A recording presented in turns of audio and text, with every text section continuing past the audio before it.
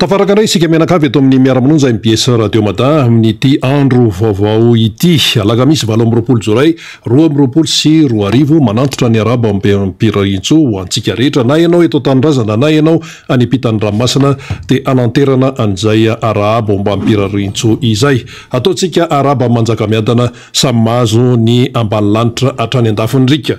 tsy adonona ihany ko ny saorantsika anlana ary satria raha tsy izy dia tsy afaka miserasera sy miona ny alala ny feosensary isika ary dia fitahiny daholo no mahatonga an'izany rehetrarehetra zany ny miara-manonja MPS radio mata dia arahanao mazava loatra amin'ny alalan'ny fahitalavitra MPS amin'ny alalan'ny MPS radio amin'ny alalan'ny radio mada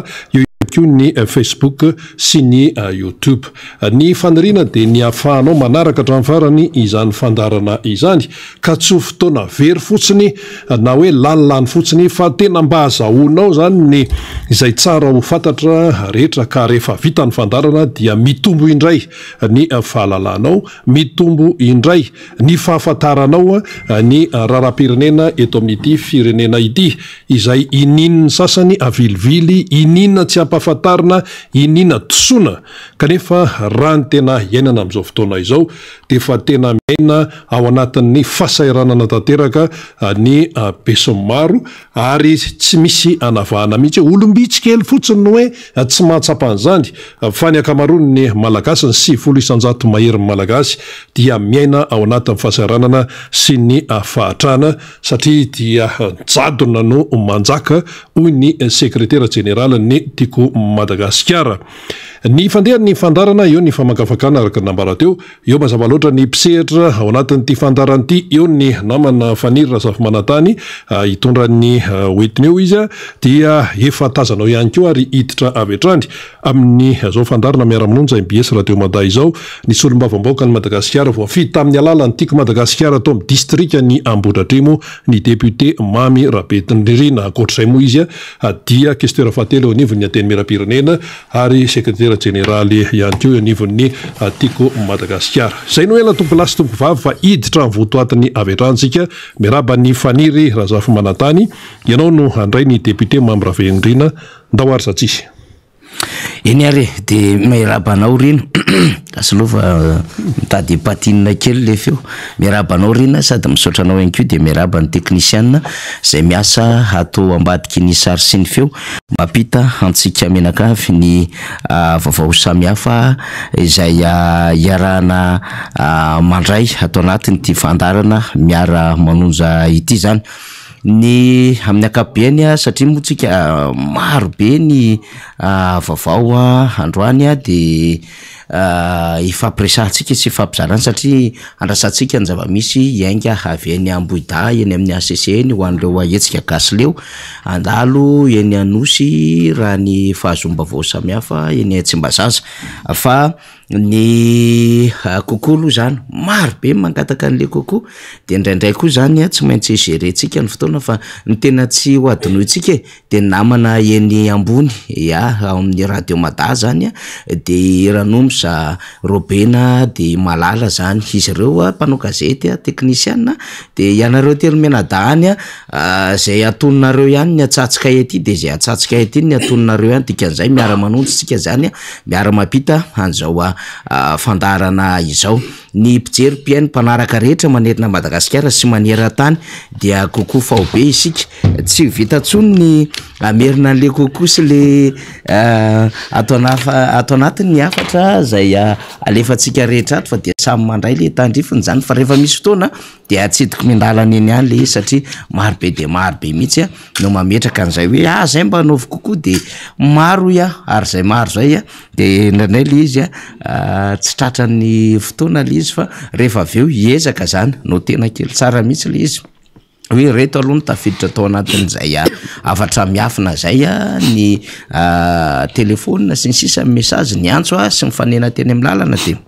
vakiko amintsika le izy hoe raha ihany na vari raha ihany na vari sy ny sisa zany fa izao marain'izao moa zany dia ho atombotsika arakan'izay hoe tena hanomboana zay satria efa tsy lavitra eto akaiky eto ny solombambaoka ny Madagasikara voafidy teny amin'ny distrika Ambohidratrimo anisan'ireo manana andraikitra lehibe eo ny vony anteny miaram-pirenena satria dia akestora fahatelo izy sady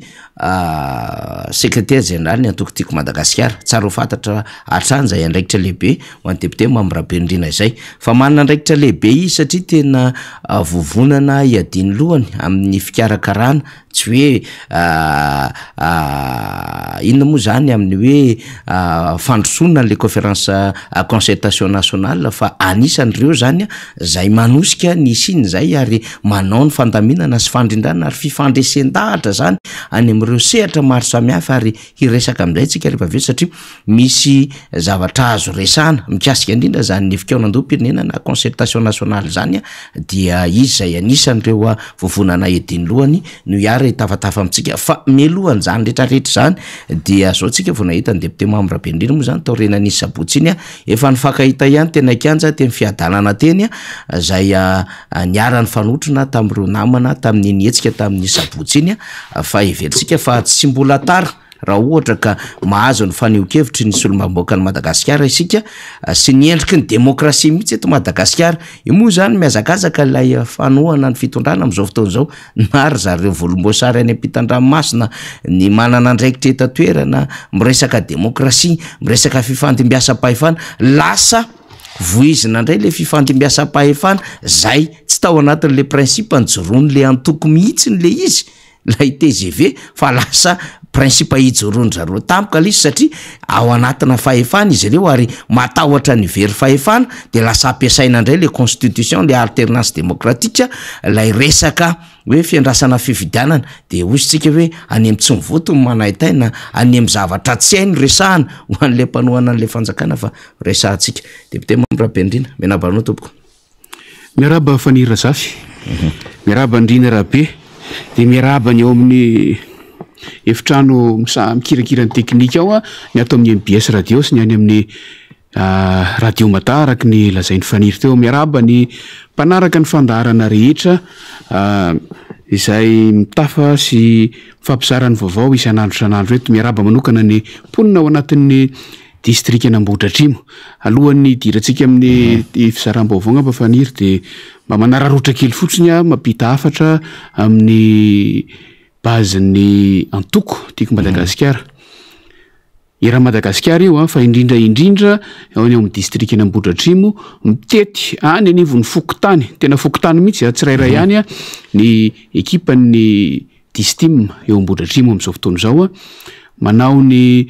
fanavaozana ny lisitry ny mpikambana ao anatin'ny antoko manao ny fanomanana ny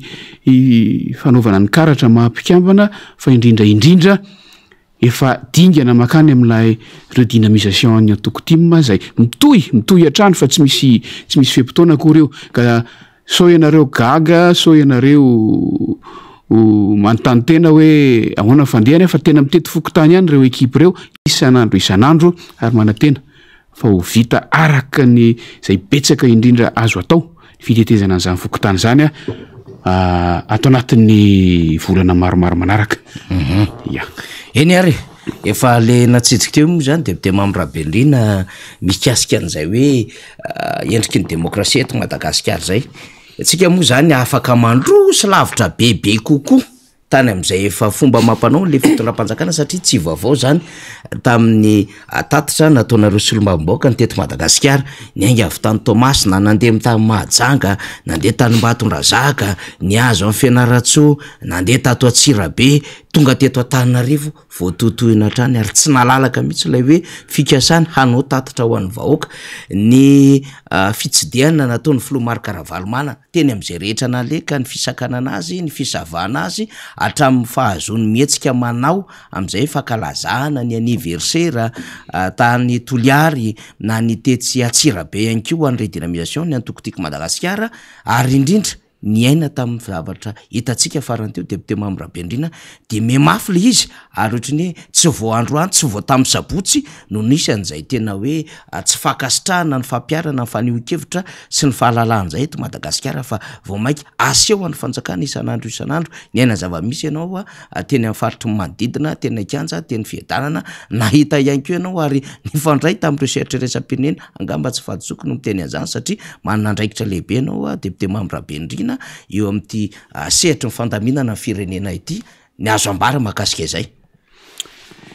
Hoy ianao hoe niendriky ny demokrasia eto Madagasikara zany amba faniry mahitsy be ny teniko hoe ny tsy fisian'ny demokrasia eto Madagasikara no loha-hevitra azontsika resahana. Satria raha hitentsika hoe niendriky ny demokrasia ohatrany hoe misy ihany le demokrasia fa ny zavatra iainana ange zao tsy misy mihitsy le demokrasia. Efa nresahantsika ombiany no hoe tany amin'ny taona maro lasa tany ny endriky ny demokrasia de miseho amin'ny nahimpon'ny tsirairay fotsiny tsy misy fepetra tsy misy ninina tsy misy fenitra ampiarana ny demokrasia teto Madagasikara. Raha ohatra ka no avozina kely sy no hatsaraina hatrany tato anatin'ny taona maromaro farany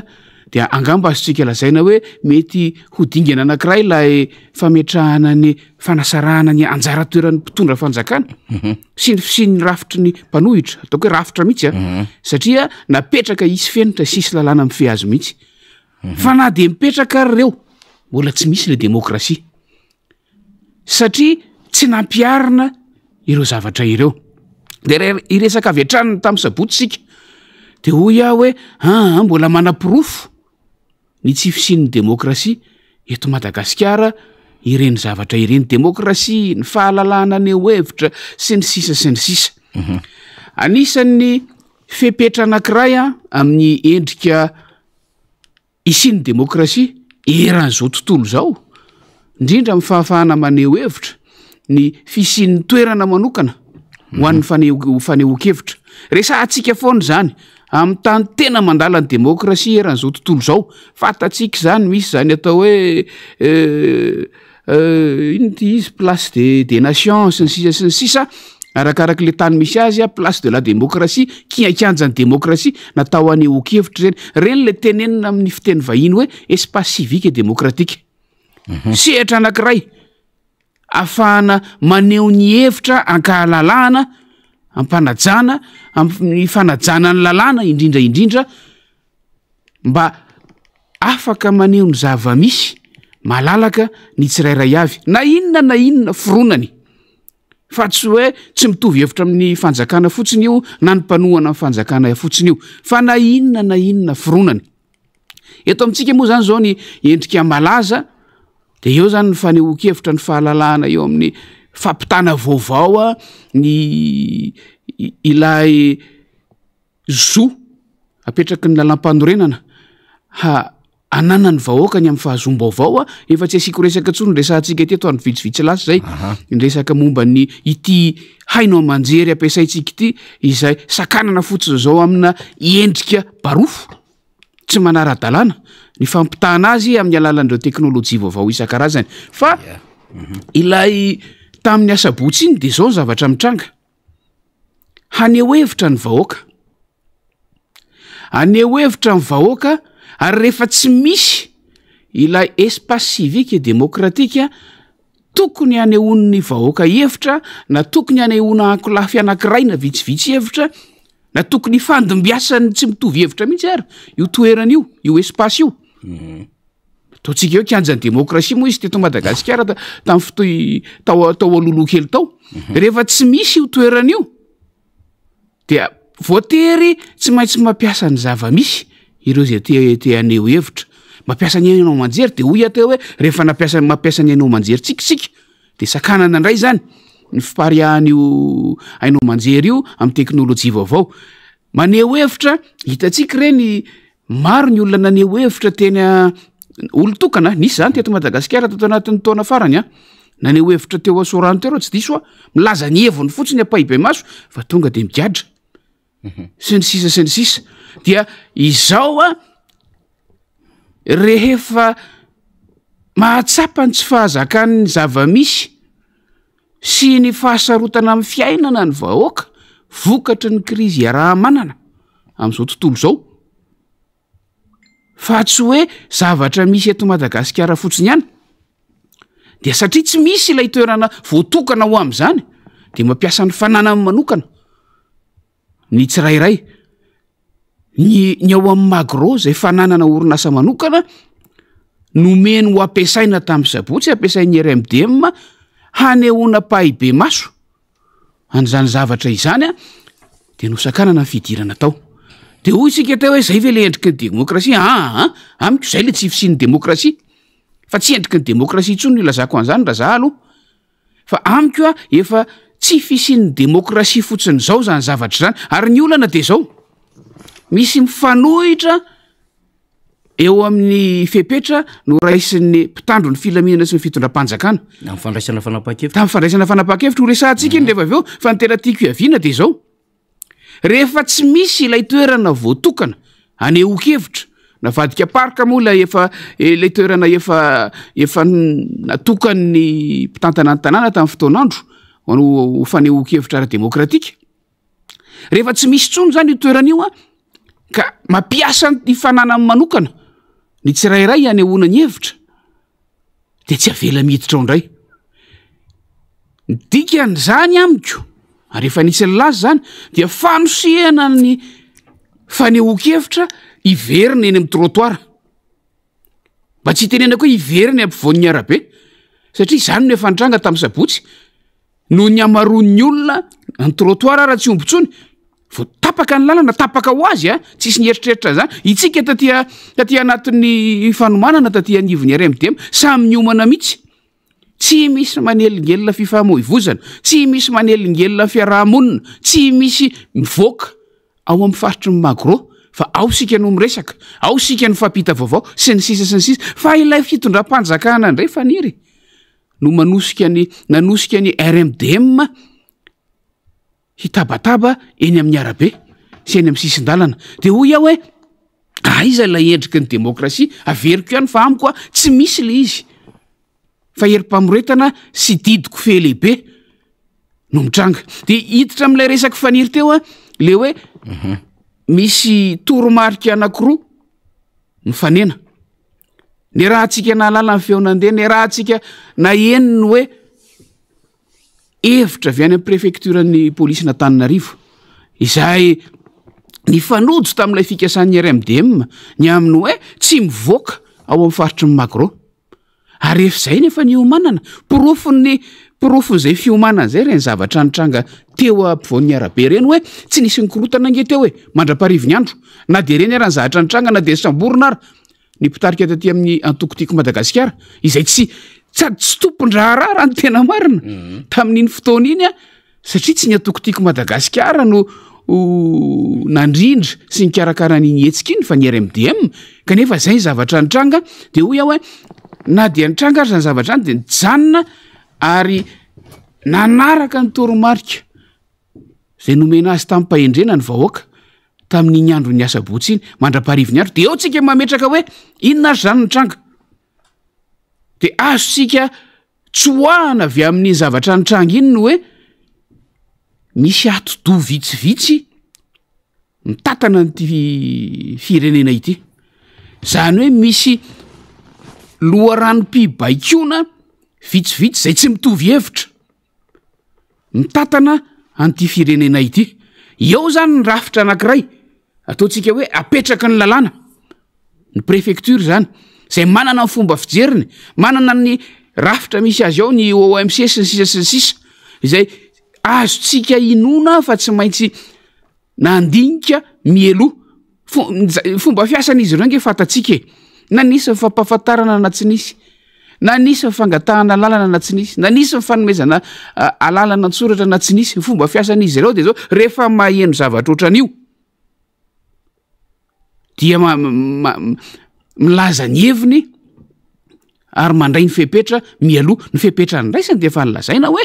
rehefa tsy mivoaka amin'ny faritry magro dia zay noho izy anjara fahefan'ny préfecture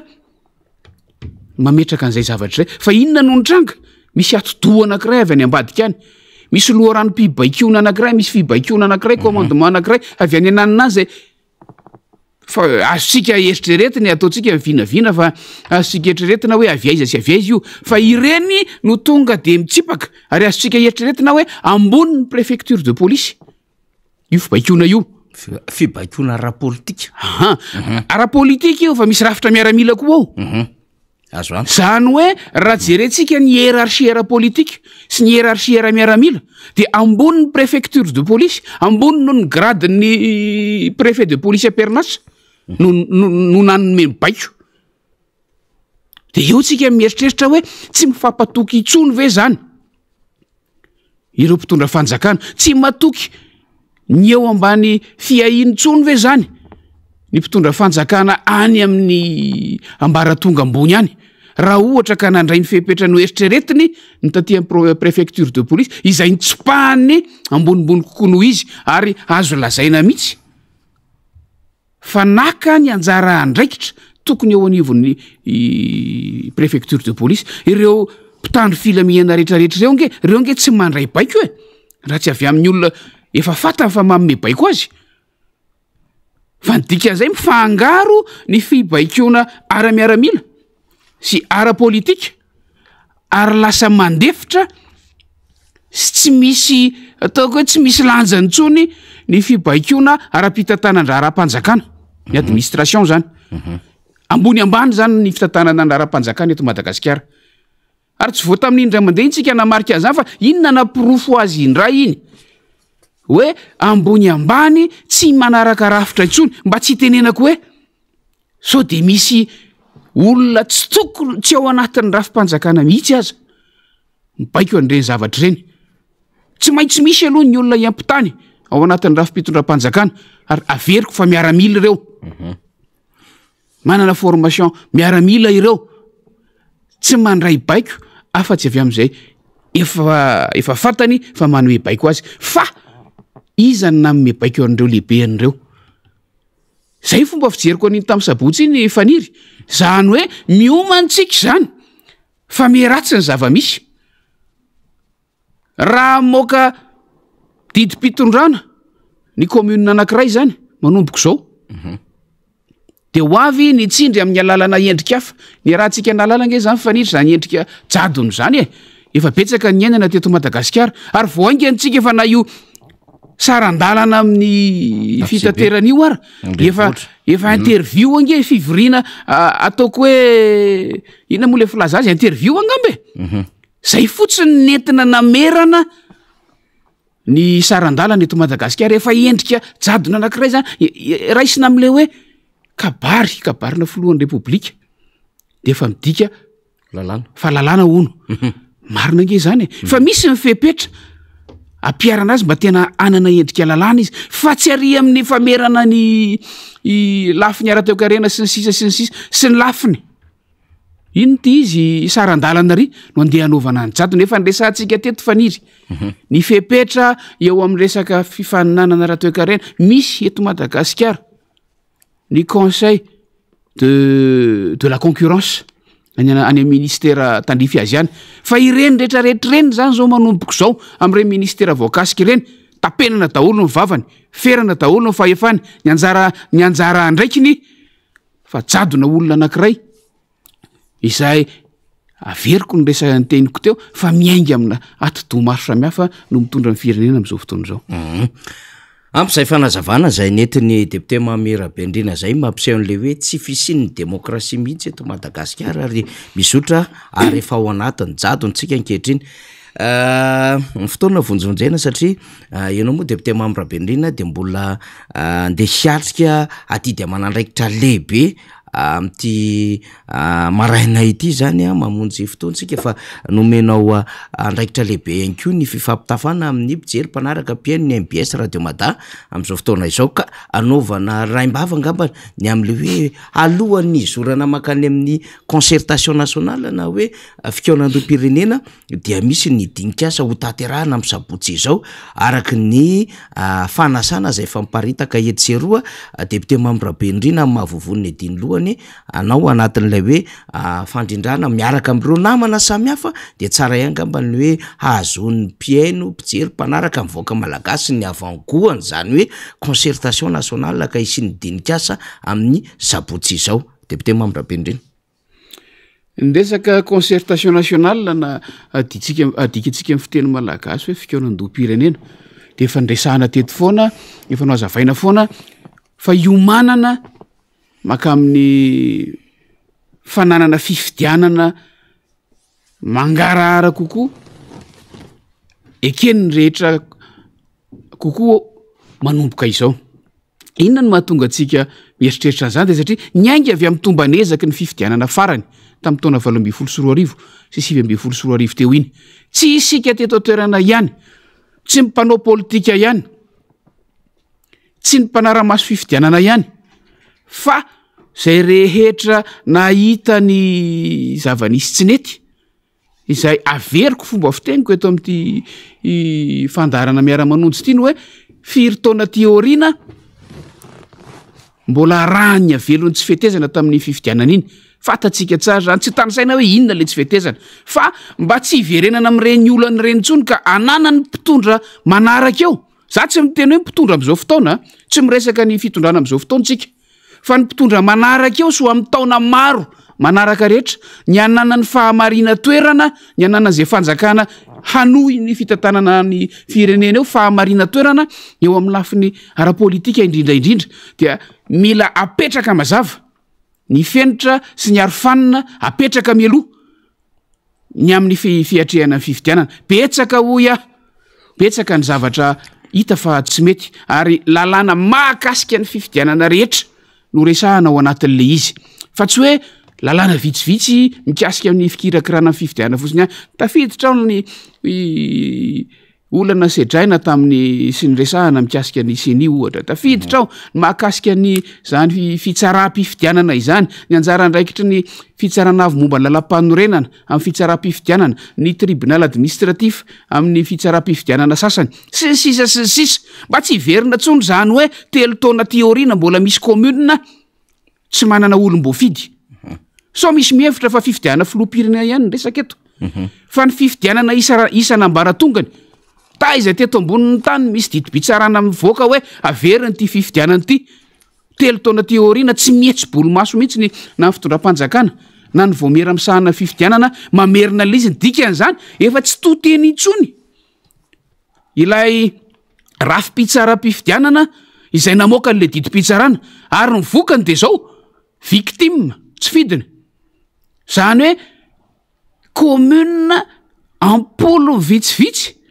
telo taona teoriana hoy vo tapitra indray le mandat mbola tsy manana olom-boafidy na be ny tanàna na ino ty izy na mpanolontsaina communaly tsy rariny zany kanefa tsy misy ny lalàna ahafahana mampaniry ny fanatanterahana n'ireny didi-pitsaram-pifidianana ireny. Zany ny zavatra tiana ho avaozona ao anatin'ny lalàna rehetra mahakasika fifidianana. Raha tsy resaka fotsiny koa afa-tsy ny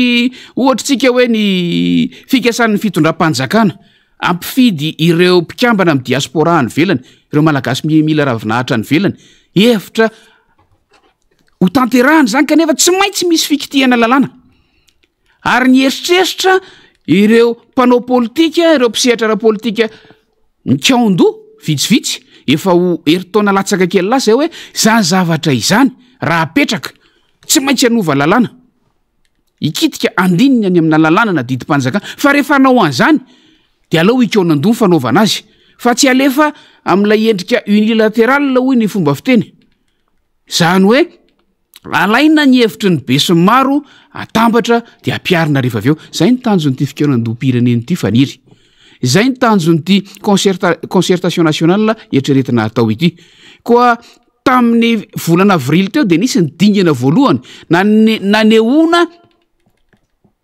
sy nananganana n'ilay komity iombonana teknika manomana an'io iombonana satria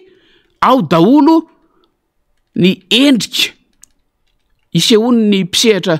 amin'ny fifidianana rehetra. Za tsy miteny hoe mpisehatra ara-politika fa mpisehatra momba ny fifidianana. Eo zany ny antoko politika, eo ny fiarahamon'ny pirenena, ao ny vondrona syndikaly zay voakasiky zany sisisa sy ny sisa natsangana io komity iombonana io ary rehefa miteny hoe iombonana raha iresaka ny toko politika fotsiny sika dia ao a ny fironana rehetra zay ny fikasana nampanohana io fitondrana nampanohitra fitondrana na le atao hoe eo afovoano ny sasany ireo zavatra reny no mitambatra de nitsangana n'lay komity iombonana teknika mandeha mandroso tsikelikely ny fifampiresahana ny fehikevitra ny voaka tamin'ny volana avrily dia nametraka ny hoe mila autorité morale anankiray tsy momba ny atsy tsy momba ny eroa isahana ny fanamorana ny fanatanterahana sy ny fikarakarana ny concertation nationale io mila ny fifampiresahana sy ny fampahafantarana n'lay tsirikevitra tamin'ny fiombonambe fianakaviambe iray isam-pirenena vita ireo dinika rehetrarehetra ireo ireo fionana tamin'ireo autorité morale sy ny communauté internationale ireo iditra midingana faharoa zao faniry ary zay no hitranga amin'ny sabotsy zao iditra ilay lay mivoaka eo ny fanasana hitatsika eo a tsy misy loko politika ao tsy misy ninina fa iombonany rehetrarehetra io ny filohana ny toko ny mpitarika ny toko politika rehetra tsy aka anavaka no asaina ho tonga ao ny mpitarika fiarahamonim-pirenena tsy aka anavaka no asaina ho tonga ao mpitarika vondrona syndikaly voakasika io sehatra io no asaina ho tonga ao ary solotenan'ireo ataontsika hoe expert sy ny sisa tsy mbola io akory lay tena fikaonandoha-pirenena fa dingana anankiray ametrahana sy iomanana makamilay tena fikaonandoha-pirenena io amin'ny asabotsy ho avy zao io asabotsy fa 30 ny volana jolay 2024 zany hoe dingana faharoa ny ainga avy tamin'ilay volana avrily fa amin'io kosa no ametrahana amin'ny atsipriany kokoa ilay fiomanana maka amin'ilay fikaonandoha-pirenena ny tanjona de zao manaraka ny fomba fiasa amin'ny fanaovan-dalàna araka ny lalàna manakery isika manao an'io zany hoe izay sosikevitra na ataontsika hoe volavolakevitra ivoaka avy amin'ny concertation nationale io dia aroso anana endrika tolo-dalàna ary andalo amin'ny parlemanta eto Madagasikara ny fanatanterahana azy zay le hoe impliqué ao anatin'io daholo ny rafitra rehetra eto Madagasikara tsy ny tiako asiana fanamariana de zao fanontaniana mipetraka taminay foana mantsy ty ny mpanohitra ve manao an'io fanomanana io tsy ny mpanohitra manao an'io fanomanana io fa io komity teknika iombonana io zany hoe any ankolafikery rehetrarehetra io an'ny fironana rehetrarehetra io satria ny lalàna ivoaka eo ny sosikevitra ivoaka eo izay antenaitsika fa azo ampiarina hitsinjovana lavitra be hoan'ny hoavy tsara kokoa amin'ny lafiny araka ny lalàna sy ny fifidianana eto Madagasikara de hoan'ny firenena ray manontolo ary ny tanjona satria raha niona tamin'ny vondrana iraisam-pirenena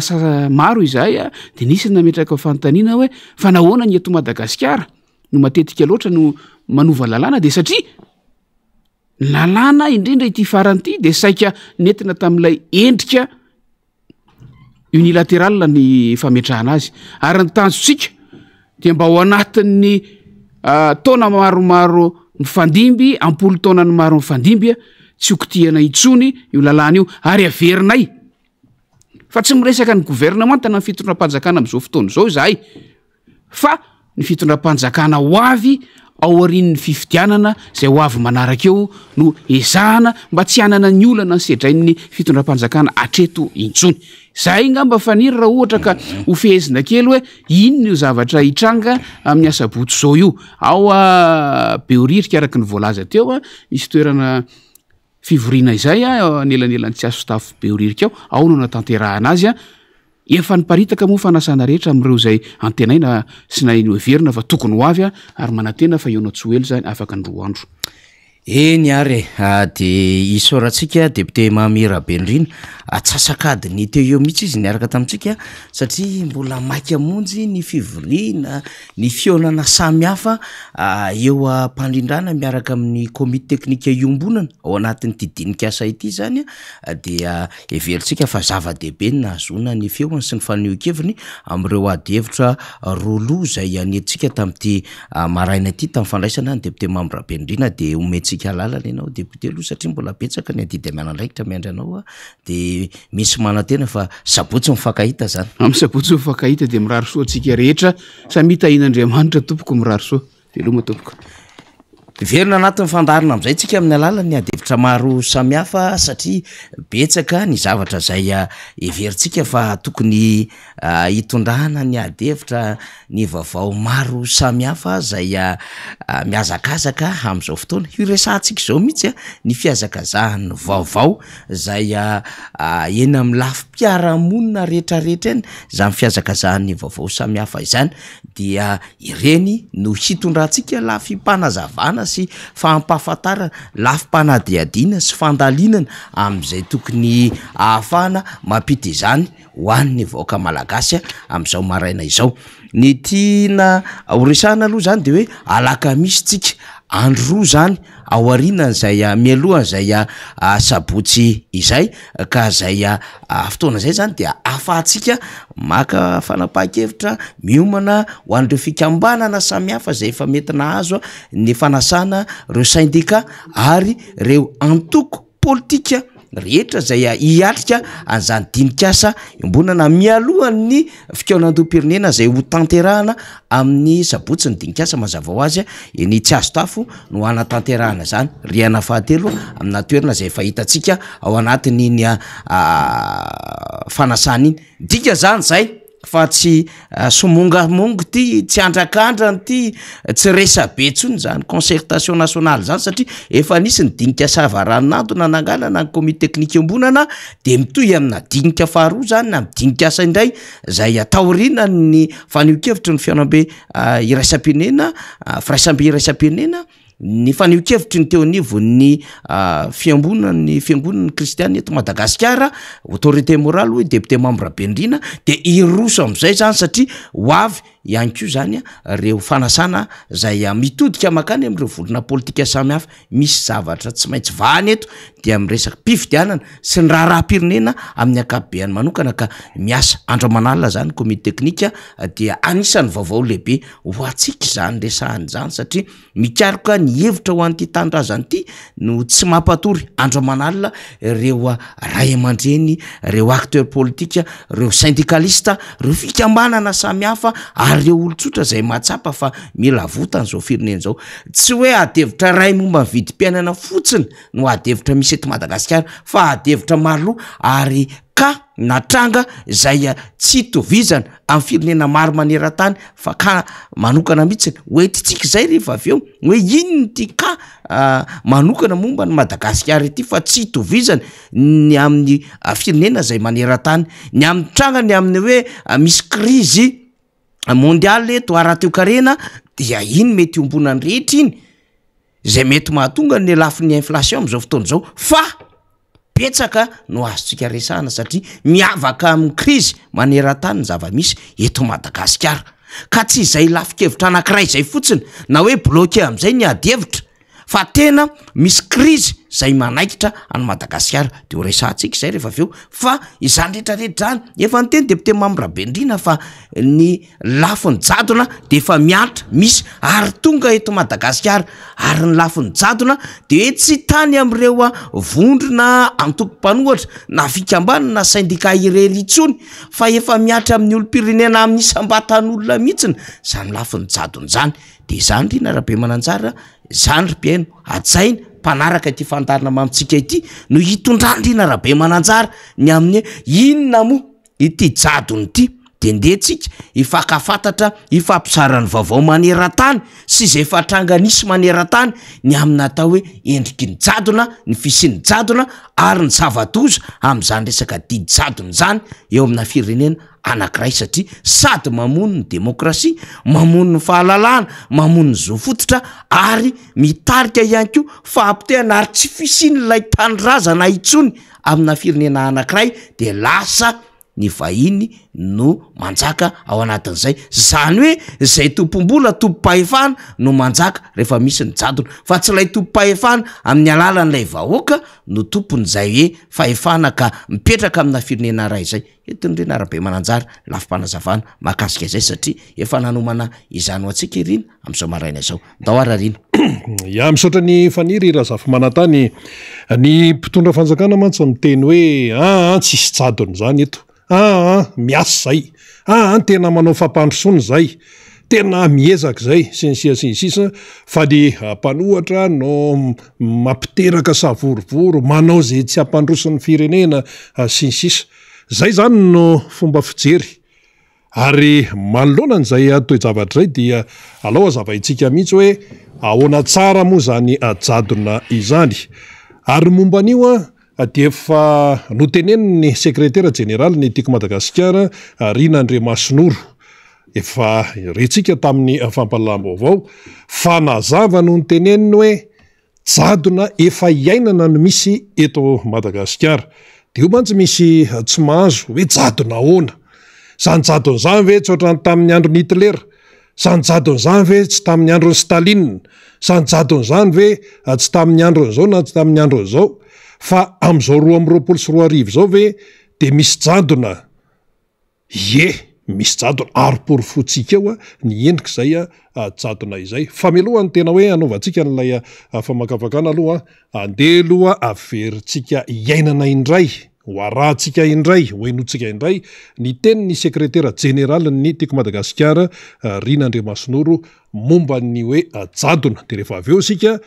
ataotsika ny analizy sy omentsika ny fanazavana sy ny profo afahantsika manamarina hoe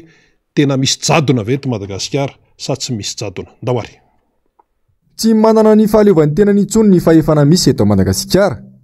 Ny fahefana mpanantanteraka no mifeny sehatra rehetra eto amintsika. Voafeny tanteraka ny fahefana mpanao lalàna, fa indrindra ny ACC izay mitondra ny lalàna faratapona eto amin'ny firenena. Impiry manitsaka ny lalam-panorenana ity mpitondra ity, saingy ny mangina manoloana izany ny ACC. Ny fahalalana miteny sy maneho hevitra mihitsy no voaitsakitsaka ny asabotsy lasa teo, izay voafaritra mazava ao anatin'ny lalam-panorenana. Mazava tsara ny fihetsiky ny mpitondra amin'izao ho ny sekretera jeneraly ny antokotiko Madagasikara, fa jadona no tiana petraka eto amin'ny firenena. Raha dika tsotra zany zavatra zany dia hoe tsy misy mahazo miteny intsony eto amin'ny firenena fa ny mpitondra ihany ny afaka miteny. Ary ny mpitondra dia mitondra ny firenena amina communication ihany. Rehefa miteny ny mpitondra hoe mandroso Madagasikara dia ny tiany mpitondra atao manaiky an'izay daholo ny olona rehetra hoe mandroso Madagasikara na mifanohatra amin'izay ary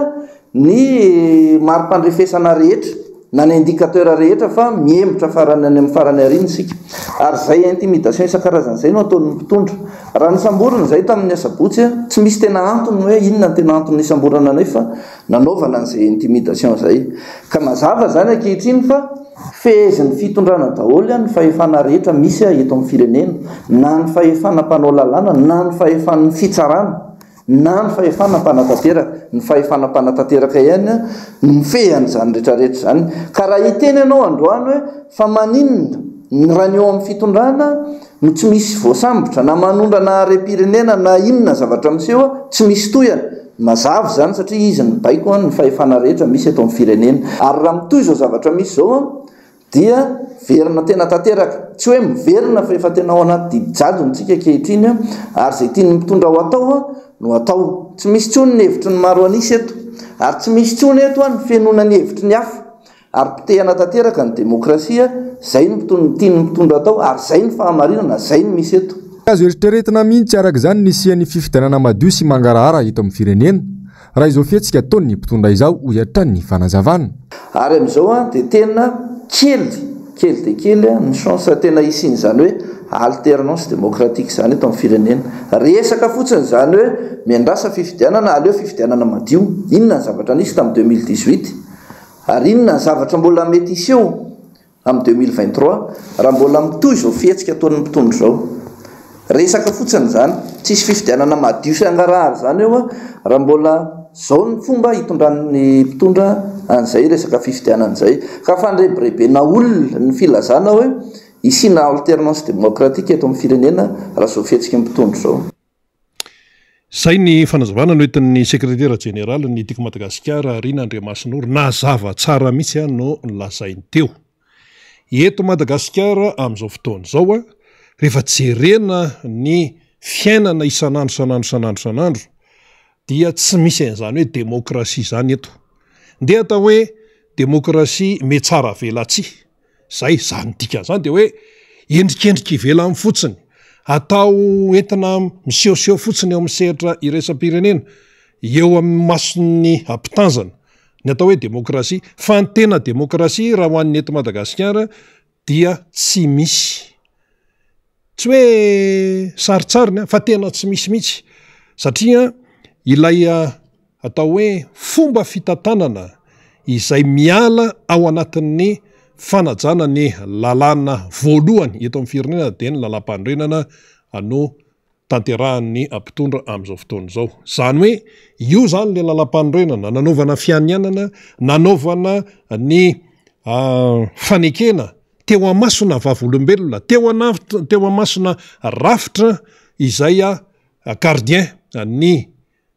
lalam-pandrenana dia ny fitsarana momba lalam-pandrenana izany. Fa dia tamin'iny fotoan'iny ihany no hoe no tenenina ambava zay hoe fianianan'izay. Fa ny fanatanterahana dia tsy arak'izay mihitsy satria iny le lalam-pandrenana nanaovana fianianana iny ihany no hitsaksahana amin'ny fomba maro mihitsy zany. Ka ianao zany raha vao hoe miditra amin'ny fanitsakitsahana ny lalam-pandrenana dia miditra makany amin'ny jadona aloha izay. Zay aloha zany ny fanazavana anankiray. Io zany tsy maintsy resahana io satria io lalam-pandrenana io no lalàna fototra. Ary zao anie mahagaga ry zareo ihany anie no nampandany an'io ry zareo no nampandany an'io tamin'ny fotoan'androny ary hitadidy tsara raha ny teto Antananarivo sy ny manodidina ny hoe fandresen-dahatra ny olona hoe momba an'io lalam-pandrenana iainantsika amin'izao fotoana izao io. Feno soratsoratra ny tamboho Antananarivo eny mbola atao anatin'ny hoe fampandresen-dahatra io satria zany hoe referendum natao tamin'izany resaka lalam-pandrenana io zany dia hoe io mihitsy ny tena mety, io mihitsy ny tena zao, io mihitsy ny tena mendrika amin'ny firenena, io ny tena ahafahana mitondra ny firenena mankany amin'ny fampandrosoana. Zany no naletika atao an-tsain'ny olona dia mivoaka moa zany le valiny dia hoe lany ilay lalam-pandrenana. Iny io lalam-pandrenana io zao iainantsika izao. Ary ny mpitondra fanjakana amin'izao fotoana zao ny atao hoe 570 isanjato raha tsy atao hoe 100 isanjato ny ao anatin'ny rezima amin'izao fotoana zao dia nampandany an'io hatrany amin'ny filoham-pirenena no voalohany. Ity ny lalam-pandrenana tena mety, ity ny lalam-pandrenana tena mendrika ny Madagasikara. Manoloana zao toe-javatra tamin'izany io ny hitondra antsika any amin'ny fampandrosoana. Fa soratra fotsiny io zany tena izy fa tsy najaina sy tsy no tanterana. Dia hoy isika hoe rehefa zay zany ny zavatra nitranga dia miditra amin'izay lôjika ho ny fitenenana makany amin'ny jadona. Zany hoe endrika fotsiny ilay lalam-pandrenana. Misy mantsy ny fanazavana hoentin'ny manampahaizana sy ny mpampianatra amin'ny sehatra ambony zany momba ny lalàna, momba ny fitantanana firenena, momba ny rezima amina firenena anankiray zay mazava tsara mihitsy fa tsy hoe rehefa misy rafitra mpanatanteraka hoe misy rafitra mpanao lalàna, misy rafitra mpitsara dia lazaina fa demokratika ilay firenena. Tsy izay mihitsy. Misy rafitra mpanatanteraka ao ohatra hoe fiadidinan'ny repoblika sy ny primature, misy rafitra mpanao lalàna ao ny parlementaire, ny sénat sy ny antemeram-pirenena, misy rafitra mpitsara ao hoe dia misy an'ny resaka hoe ACC ao. Tsy hoe rehefa misy an'izany akory dia hoe rafitra demokratika manaja ny demokrasia fa ilay fihetsika isanandro no hitarafana azy. de zao mantsy ny fanazavana n'le hoe inona moa ty dictature ty na hoe jadona ho isika tenena foana hoe manjaka jadona eto Madagasikara fa le jadona ane raha ny fanazavana zany ty tsy hoe fanazavana hoe ho an'ny Madagasikara ihany fa fanazavana afao be. Ny dictature ozy na ny jadona dia régime politique dans lequel une personne ou un groupe de personnes exerce tous les pouvoirs de façon absolue, sans qu'aucune loi ou institution ne les limite. Il faut préciser que un régime autoritaire peut avoir des lois, des institutions, voire un parlement avec des députés élus, mais, mais pas librement et ne présentant donc pas des contre-pouvoirs. Zay no fanazavany azy. Tsy hoe rehefa misy institution, ina dikan'izany androm-panjakana. Tsy hoe rehefa misy parlemanta, ahitana Sénat sy ny antenimieram-pirenena, ahitana ny député moa zany ao anatin'ny antenimieram-pirenena. Tsy hoe rehefa misy an'izay, tsy hoe rehefa hoe voafidy, dia lazaina fa hoe tsy dictature. Fa misy ireo androm-panjakan'ireo fa pas librement ozy izy, tsy malalaka, tsy manana fahaleovantena, tsy manana maizy azy. Zany hoe endrika foana zany eto Madagasikara misy antenimieram-pirenena, eto Madagasikara misy Sénat am'izao fotoana zao resahana io eto Madagasikara misy fitsarana avy momba ny lalam-pandrenana. De ampy ve zay lazana fa hoe manaja ny demokrasia ilay firenena tsy hoe repoblika ny Madagasikara? Tsy izay mihitsy. Fa rehefa tsy manana maizy azy reo androm-panjakan'ireo tompoko, rehefa tsy mampiasa an'ilay antsoina hoe contre-pouvoir, ohatra hoe ny parlemanta, hitantsika ny any France, hitantsika ny any États-Unis, tena hoe contre-pouvoir ahafahana mampifandanja n'ilay fahefana zany ao anatin'ilay firenena, rehefa tsy afaka mampiasa an'izay contre-pouvoir izay, ny parlemanta, raha zay ndraisitsika, de mandeha ilo io ary mizotra makany amin'ny jadona. Inona no zava-misy? Ny zava-misy eto Madagasikara de izao, misy daholo ireo androm-panjakan'ireo. Fa tsy hoe fantsahana fahefana intsony no misy eto amintsika. Tsy hoe mifangaro ny fahefana. Tsy zay intsony no misy. Raha ny teneniny ny sekretera jenerala ny tiako Madagasikara Rin'Andriamasinoro teo, fa baikoniny fa baikoniny eo anivon'ny fahefanam-panatanteraka ny androm-panjakana hafa. Baikona. Inona dikan'izany hoe baikona zany? Misy mibaiko de misy mpanaraka baiko. Mentsika ao mipirofo. Omentsika tsara mihitsy mipirofo. Ary rehefa hoe miditra amin'izay de tena voapirofo tsara mihitsy le hoe fisian'ny jadona zany fa tsy manaraka intsony ny tena rafitra demokratika sy ny andraikitra izay ananan'ilay androm-panjakana. Ny parlemanta ho isika tsy manatanteraka intsony, tsy afaka, zay ny tena manazava azy, tsy afaka mampiasa ny maha contre-pouvoir azy. Firenena demokratika tompoko de misy ny contre-pouvoir. Fa tsy hoe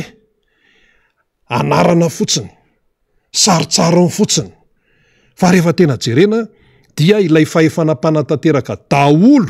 no manao ny zavatra rehetrarehetra, hatrany amin'ny resaka vola io. Ahoana moa ny tsy resahana ny resaka vola? Raha resaka vola zany ohatra hoe teti-bolam-panjakana ane tsy mandidy de homana raha ny tena izy ny fahefanam-panatanteraka satria ny gouvernement tany mantsy manao an'le vola-volan-dalana de hoentina ary amin'ny antenimieram-pirenena zay ny procédure. De aveo mandalo any amin'ny Sénat, de aveo de zao de zay vao afaka lanina le izy. Afaka ampiasaina. Fa raha ny eto Madagasikara de zao endrika fotsiny izay. Inona raha no anazavantsika ny hoe endrika izany hoe fibaikona izany, hoe ny fahefanam-panatanteraka iza moa zany ny aonivon'ny fiadinan'ny repoblika sy ny primature, reo natao hoe fahefanam-panatanteraka, dia misy zavatra tiany zareo atao, dia raha atao hoe ka io ane programma fampandrosoana amin'ny firenena, eny ary, ndao ara ekeny zay. fa macontra-pouvoir reto de tsy voatery hoe hoekena foana izay atolotry ny eo anivon'ny fahefana mpanatateraka tsy voatery zany tompoko natao hoe tany demokratika ary natao raha hoe misy fandanila lalàna dia tsy maintsy misy ny adihevitra fa ity tsy zany ity de hoe baiko ohatra nandeha zany zao le resaka hoe lalàna ny tetibolam-panjakana ny tiako Madagasikara aloha zany de efa tsy nandalindiny ny député fa ao anatina 2 andro dia hitatsika tsara hoe tao anatin'izay 2 andro zay zany andro vitsy zany no nandaniana an'ilay izy de rehefa jerenao zany le izy de hoe firy moa le nandany tsy nisy nitsipaka moa tamin'iny 9 moa safiry de hoe tsy nisy fanovana tsy nisy nitsipaka sinsisa de rehefa jerenao zany de hoe io ny lalàna ny tetibolam-panjakana na sipantsina dia lanio io ataovy zay atonga anareo be dehibe eno ane zany eno zany mpanao gazety be dehibe mainao zany de rehefa jerenao re résultat de hoe lany tsy nasimpanovana tsy nasiana fikitiana fahitana zany tonga de hoe baiko zany misy baiko any ananany misy baiko avy any ambony any aiza ve tompoko de document be oatra zany document be oatran'zany de tsy nisy fikitiana fa de lany tsy nisy fikitiana satria zay ny tinyny avary ambony ery dikan'izay zany de hoe baikony le avany ilay tato am'lay rafitra ary zay ny tenen'le définition teo hoe le famaritana teo hoe le izy ane na misy rafitra mpanao lalàna ary de tsy voatery mihitsy hoe manaraka ny demokrasia ilay firenena tsy voatery mihitsy hoe tsy misy jadona ilay firenena fa raha vao misy endrika hoe baiko dia efa jadona izay satria manao zany zay tiany atongavana ny aty amin'ny fahefana mpanatateraka aty de reto zany tsy contre-pouvoir intsony izy fa lasa mpanatateraka baiko rafitra mpanatateraka baiko nefa izy zany tokony hoe contre-pouvoir mba hoe mampifandanja n'lay fahefana le contre-pouvoir ane tsy midika mihitsy hoe tonga de tsy pahana foana koa zay atolotry ny avy any mpanatateraka tsy zay fa mba misy ny adihevitra misy ny atao hoe tena fandalinana tsara indrindrandrindra hoe lalàna ny tetibola zay iakinany fiainany gasy fiainan'ny firenena misy adihevitra ary mbola misy hoe lalàna ny hoe tetibola initial iny le voalohany iny de misy na hoe sipantsina fantsina ahoana teny fotsiny le hoe fantsina ny tiako Madagasikara moa tsy te hoe hiditra ao anaty zany de fa nazabatra zay tsy miditra amin'io tsy te tompona andraikitra am'zany zay fa le izy zany lasa hoe mpanatateraka baiko lasa misy hoe patron no baiko de misy mibaikona ataovy ty taterao ty de manao ny ato misy zany ny patron de misy ny mpanatateraka baiko na mpiasa raha hoe any amina orinasa zany misy ny patron de misy ny mpiasa mpanatateraka baiko zay aloha no ohatra anankiray de anankiray ihany koa efa hitatsika tsara fa tsy misy an'izany soratra hoe gouverneur zany ao anatin'ny lalam-pandrenana averitsika andray tsisy an'izany ao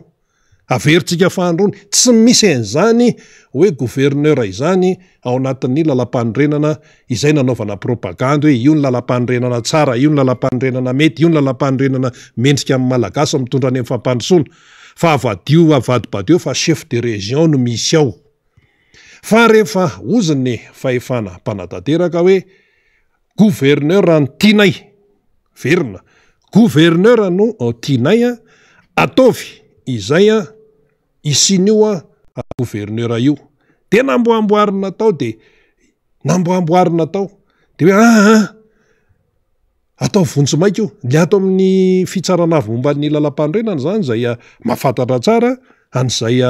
hoe fanajana tokony izy de fanajana tsy hoe tokony izy fa ny tena izy de hoe fanajana amin'ny atsipriany izay voasoratra ao anatin'ny lalam-pandrenana de lasa nojerena zay fomba rehetra mihitsy ahafahana hoe ampanataterahana an'ilay teny hoe gouverneur fa tsy ilay chef de région de nijerena daholo de hoe ka io vonjy maika de avy eo mbola misy ndray zany aty amin'ny jereo tsara le izy aty amin'ny filan-kevitra minisitra mbola manamafy ny fahefan'ilay gouverneur zay tsy ao anatin'ny lalam-panorenana dia manitsaka lalàna de iny manitsaka lalàna ane zany décret ve no ikitianao ny andininy any anatin'ny lalam-panorenana de lasa misy hoe inona filaza zany extra constitutionnel sa inona dikan'izany extra zany mantsy hoe zavatra hafa mihitsy zany ivelan'ny lalam-panorenana extra zany hoe extraordinaire hoe zavatra aty ananina aty zany fa tsy le tena izy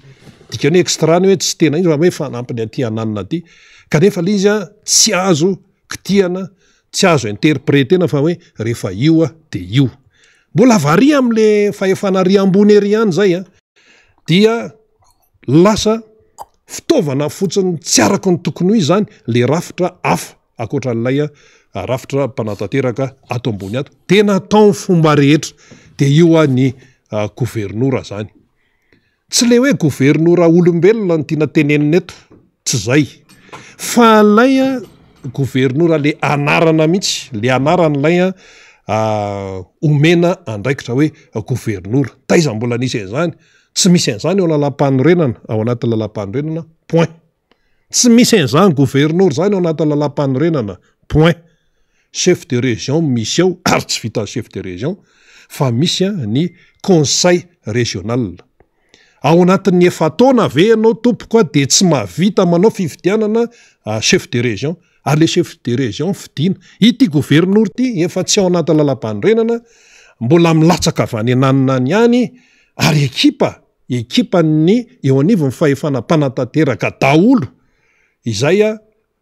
apaindraiketina n'le andraikitra hoe gouverneur tsy miresaka olona ho fa le fomba nanaovana azy mihitsy le gouverneur efa tsy ao anatin'ny lalam-panorenana fa niterena fotsiny tsy hoe niterena koa fa hoe baiko fotsiny hoe ataovy io ataovy zay hoe fomba hoe ampanarahana azy ny lalàna dia avy eo ay raha gouverneur ary dia tsy fidina le izy eo zany mbola zavatra angeza-be maninona minimikipy daholo ny atao hoe mpay lalàna rehetrarehetra maninona mini tsy miteny izay rehetra miteny hoe olom-pirenena le gouverneur efa tsy ao anatin'ny lalam-panorenana ny fomba fametrahana azy eo tsy araky ny lalàna ihany koa satria ny chef de région ane fidina ny chef de région na ny lehibe amin'ny faritra fidina fa itya sady tsy ao anatin'ny lalam-panorenana no tsy fidina fa tonga de milatsaka avany fotsiny de mangina daholy ny rehetrarehetra voan'ny be manaiky nefa tena lalàna zany lalàna fototra zany lalàna tena hoe any amin'ny lohany mihitsy raha eto amin'ny firenena dia mitatra am'izay raha ny fanontaniana manao hoe de ahoana zany resabola tandremy tsara fa chef de région no izy ary ny chef de région tsy afaka mandidy de omana ao amin'ny faritra zay tantaniny fa misy ny antsona hoe conseil régional resaka vola zany de tsy maintsy mandalo ary amin'ny fanapahana rio fa tsy hoe zao ny tiako fa nga io volanao sa inonao rery tsy volanao io fa volan'ny faritra ary ny faritra lehibe amin'ny ankapobeny zany lehibe ny faritra zany voalazan'ny lalàna na hoe tsy nianatra droit hoe tsy nandinika lalina zany ara dia mila mahatsapan'izay de rehefa mandeha amin'ny tsy araka ny tokony izy zany de inona dikan'izany rehetrarehetra zany miditra makany amin'ny jadona izany endrika jadona izany satria tonga avany le hoe tsy maintsy atao ty kinona masamy hafa an'izany amin'ny any Corée avaratra izay mbola firenena anjakan'ny jadona am'izao 2024 zao any Corée ane misy parlement misy atemera fatratra be manaiky daholy olona anankiray fotsiny no mibaiko vono ihanina sambory ihanina tsy maintsy atao an'izao ty tsy maintsy tohizana ny resaka famokarana hery nokleary any Corée avaratra io dia tsy maintsy manatanteraka daholy ny rehetrarehetra. Tsy mahazo miditra any Korea Avaratra ianao raha mpanao gazety zany, fa tsy maintsy hoe torista voafetra ny fahazahoana makasary, tsy azo atao zao, tsy azo atao zao, tsy azo. Nefa tena misy fahantrana be any amin'izany firenena atao hoe Korea Avaratra any amintsika amin'ny teny zao. Ditantsika amin'izay ohatra anankiroa fotsiny zay niraisin'izay ohatra anankiroa fotsiny hoe le ateny mera le parlemanta atao mpanatanteraka an'izay tian'ny avaria dia ny ato amin'ny HCC any koa tsy afaka mihetsika, tsy afaka mihetsika, tsy tena manana an'ilay tena hoe fahefana zany amin'ilay haute cour constitutionnelle, fa vao miteny nareo gouverneur amin'ny mety aminay, ary raha atao hoe gouverneur tokony mba hoe fidiana raha hoe le anarana zany tsy tiany hoe tsy tianay le chef de région fa gouverneur ny tianay le anarana, dia endao raha fidiana fa nga nisy fifidianana gouverneur zany tonga dia latsaka avany. Roa zay ahoana ny fitantanana ny vola, sady efa tsy ao anaty lalam-pandroena ny gouverneur ny tsy fidiana, nefa lalam-pandroena amin'ny teny hoe fidiana, no mbola tsy misy conseil régional ihany koa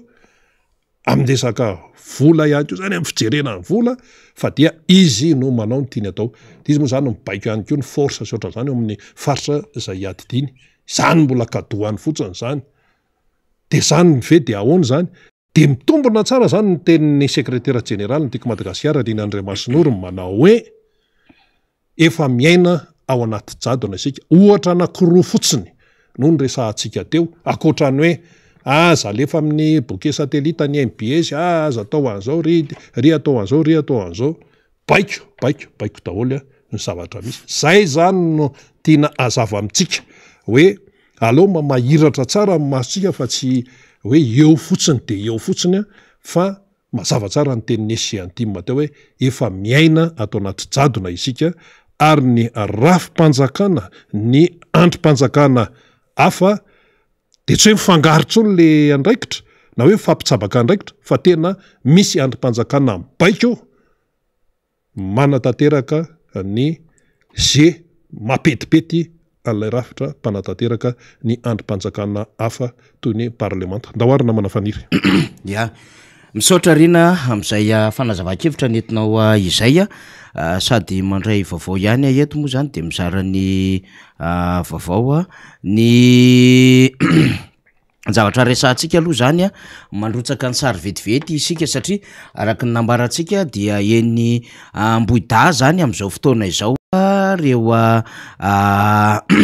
lefako reto sary reto faly dia raiso dia satria misy voa nalefako toy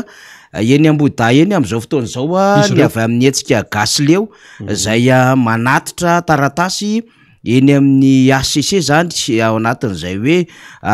tsy fanekena ny tsy fanarahan-dalàna, ny resaka tsy fahazakana vidim-piainana, ny fanampenam-bava maro samihafa zany dia arotsantsika ny sary ty, sary raha hitantsika ty fa ireto zany alefako vetivetika any amin'ny faly mirotsaka manko ny sary amin'izao fotoana izao, efa nihetsika ary manao valan-dresaka ho an'ny mpanao gazety eo anoloan'ny HCC zany ireo avy amin'ny gasy leo zay tarihan'ny mpanakanto Rakiki raha ny fizaram-baovao zay voarahintsika amin'izao fotoana izao, dia mitondra ireo pankarta maro ary misy ny banderole rehefa vonona ny sary alefa namana teknisiana dia alefantsika mivantana eto, zany hoe manatanteraka an'izay fametrahana taratasy ny anivon'ireo androm-panjakana zany ny avy amin'ity hoe vondrona gasy leo zay misy fikambanana mahery ny 270 izy ireo ary manao an'izay fidinana, fanaterana, fitetezana an'ireo androm-panjakana dia manomboka ao amin'ny fitsarana avo momba lalam-pandroenana izany. Raha ny angom-baovao zay zahantsika lalaina dia hoe misy fandikana lalam-pandroenana miverimberina nataon'izao fitondram-panjakana zao zay hitan'izany hetsika gasy leo zany, ary ampolony izany fandikana lalam-pandroenana miverimberina zany, hakoatrany hoe vidim-piainana, ny resaka orinasam-panjakana, ny resaka fanodikodonam-bolam-panjakana, ny kolikoly, ny skandale, ny tsy fahafahana maneho hevitra eo amin'ny fikambanana sy ireo syndika maro samihafa dia nambarany teo anivon'ny gasy leo zany. Io hitantsika io zany sary amin'izao fotoana izao dia hoe gasy leo mitaky ny fandraisana andraikitry ny androm-panjakana sy ny solon-tena-bahoaka, mijaly ny vahoaka. io zany a no sary de ary hitatsika am'izao reo karazana pankarta maro hoe gasileo a tsekenay delestage gasileo aoko zay ny kolokolo ry ambadiky ringam zany aoko zay ny tsindry azo lena atao ampitatitra gasileo io a vahoaka aloha vao ciment vahoaka aloha vao spectacle gasileo manohitra ny didijadona gasileo maromaro zany a zay afanio-kevitra antaratasy zao hitatsika izao zany a ajoro nyreo mpanaraka ity hetsika ity gasileo aoko zay a ny fandrobana ny rem-pirenena marobe zany ny soratra zay hitatsika io manao lobaka mena chemise mena sy manao vesta moa zany na palitao mainty io zany a sady manao solomaso miaro masoandro zany a rakiki zany hitatsika amy sary izao io any ko tsy lavitra eo Christian Tabera Jocelyn va amy nature hitatsika eto ry Frérot ry Nambintso ry Andriamato Marcel marobe avy amina fikambanana zany fa teto moa zany vao niainga tam'ty sary hitatsika ety arotsatsika arak'izay ny sary ary ny fahazonany vaovao ihany ko rina satria efa tsy lavitra zany satria raha ty sary ty de hitatsika aty amin'ny ACC zany ty le amboda zany ery amin'ny fikarakarana taratasina fiarakodia de ty le ato amboda zay miazo ny vavadin'ny ACC hiakatra ary am'le raccourci makany amin'ny Colbert zany omeko kely am'izay fanamazavana izay tsika mba azontsika an'izy hoe zao le situation misy sur terrain zany nanatanteraka ny teny nataony zany ny eo anivon'ny ty fikambanana gasileo fanarena pirenena ity ny amin'ny hametraka taratasy zay apafantatra ho an'ny androm-panjakana rehetrarehetra eny tsy mba eny amboda iny sary iny rehefa mirotsaka eo indray ny sary de alefatsika rina zany satria efa misy sary maromaro mo zany dia alefatsika le izy ny antony zany rehetrarehetra zany dia ho fantatry ny vahoaka amin'ny akabeany mihitsy ny amin'ny hoe misy zavatra maro samihafa zay marary am'ty Madagasikara ty ka mila zay fijoroany rehetra amin'ny fandraisana andraikitra zay amin'ny zavatra zay mahatonga an'le hoe fahatsopanantenany ny vahoaka ka mila amin'ny fijoroany ny olo-pirenena am'izay andraikitra tandrify azy de izay ny antony mahatonga atsika zany miezaka mizara ny vaovao ao anatin'izay temps réel zay rina arabe mananjara satria ny fahazonany vaovao zay anatin'izay hoe temps réel zay na tena ao anatin'ny fotoana zay isiny dia tsara satria misy mpanaraka atsika marobe maneran-tany misy mpanaraka atsika marobe manerana ny Madagasikara ka mendrika an'izay ahazo ny famatsim-baovao sy ny fandrakofana ny vaovao zay azaraina etanivony zany fandarana zay mivatana moa izy ty arotsako tsy kelikely eo zany ny sary fa efa nalefa nany amin'ny namana teknisianina moa zany ny sary de efa rehefa vonona de alefasina faly ny sary rehefa voninao de va alefasiny zay ny amin'iny zany fa iresaka amin'le resaka jado ntsika satria mianakendry manko le fitondrana reo zany sary hitatsika zany manoloana ny ACC vavadin'ny ACC zany ireo mpitarika fikambanana mbola mpitarika fikambanana no natsony izy ireo zay iaraka ao anatin'izao hetsika izao ary de miretirety mihitsy zay banderole lehibe ho an'ny gasileo izay rahantsika hatrany hatrany moa zany araky ny fivoarany satria raha ny fantatra de hoe hetsika izy ireo hanao an'izay déplacement zay hitety androm-panjakana io maraina io de araky ny fivoarany vaovao zany dia ampitaitsika eto izany rehetrarehetra izany zay ny amin'iny fa ny resaka jadona moa ny resahandrina arabe mananjara teo de zay no loha hevitra hitondrantsika ny teraraha ity satria nopoiriny secrétaire général ny antokotiky Madagasikara Rina Randriamasinoro koa zany resaka jadona zany de mba hitondrantsika fanazava-kevitra le izy Rina satria ny vahoaka ny mpanaraka dia tsy mendrika ny iaino hitazataza potsiny na hoe efa ny hafa mandraindraikitra fa tsy mampaninona fa efa solotenanay nareo tsy zany izy satria raha izany izy dia tafiditra ao anatin'le piège fitondram-panjakana zay fihetsiky ny olo-pirenena izay de ao anatin'le manjaka tokoa ny jadona zany satria le zava-misy zany dia atsapaina fa efa ao anatin'lay autoritarisme mihitsy ny fomba fitantanana an'le firenena am'izao fotoana zao ny autoritarisme de hoe olo-tokana na vondron'olombitsy zany mitantana fahefana ary tsy mahatsiaro tompona andraikitra fa manilika ny andraikiny eny anivon'ny vahoaka zany misy eto zao zany misy eto zany nefa eo ampelantanany ny fahefana ngavelitsika ny atao hoe autoritarisme dia olo tokana mitondra fahefana na vondron'olombitsy mitondra fahefana ka tsy mahatsiaro tompon'andraikitra ny fahefana eo an-tanany fa manilika ny andraikiny eny anivon'ny vahoaka na eny anivon'ny olo-kafa pouvoir absolu excuse s'accuse ao anatin'izany adevitra zany fa mbola ao anatin'izany resaka jadona amin'ny endriny moderne zany na dictature moderne niainga tamin'ny autoritarisme tsika de ao anatin'izany ihany koa ny tsy fametrahana ny fisian'ny lalàna zay hitantanana ny firenena de zany lalàna zany misy endriky ny lalàna mafy be marobe rina dia ao anatin'izany ny droit politique et civil fa tonga de raisitsika avy hatrany le izy ny hoe misy droit politique ny antoko politika samihafa ary misy droit n'ireo olom-pirenena samihafa zay inina tsy ajaina ary inina foanana tsy fantatra ao anatin'izany adevitra ny fitondrana jadona na dictature moderne izany de ny autorité manao anazy arak'izay tiany anaovana azy na miteny ara ny olo-pirenena sy ny vahoaka de tsy raharahany zany satria izy mampiatra zany lalàna zany de tsisy lalàna azonao ampiariny io na droit de grève tsisy lalàna azonao atao io na misy ara ny liberté d'expression liberté de circuler liberté de réunion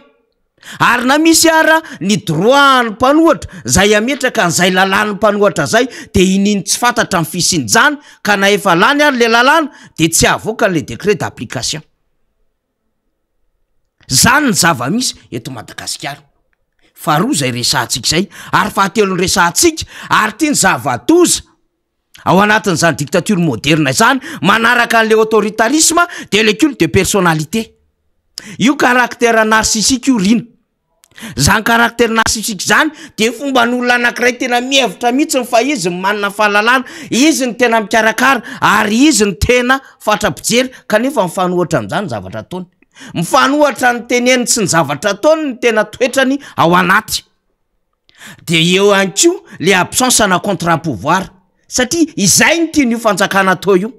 tsisy an'le contre-pouvoir atao de mazava ho azy nge mpanohatra tsisy an'le contre-pouvoir lay syndicat miteny le fikambanana miteny le olo-tsotra manaitra n'le fitondram-panjakana ary am'izao fotoana zao izy anatin'le dictature moderne efa misy le mpisitona lakilosa fa tsy tia nisy iny zany de ny ataony manoloana zany de répression de toute forme amina opposition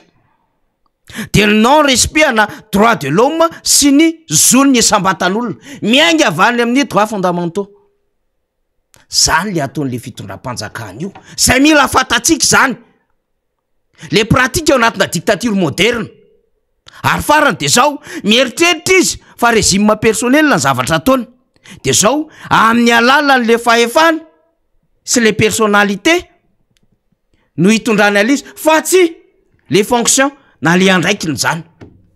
veriko tsara le régime personnel no ataony zany hoe amin'ny alalan'le fahefana sy le personnalité le tsanganany zay mitondra n'le firenena fa tsy amin'ny alalan'le andraikitra hoe izaty eny ka filoham-pirenena misy andraikitra nome vahoaka nampindramina fahefana misy lalam-pandroenany ty misy engagement social nataoko ty misy contrat social nataoko ty misy velorano ty misy PM ty UM mivadika PM io ny tokony ataoko zay le rôle zay le fonction fa tsy zany le izy fa le personnalité sy le pouvoir ananany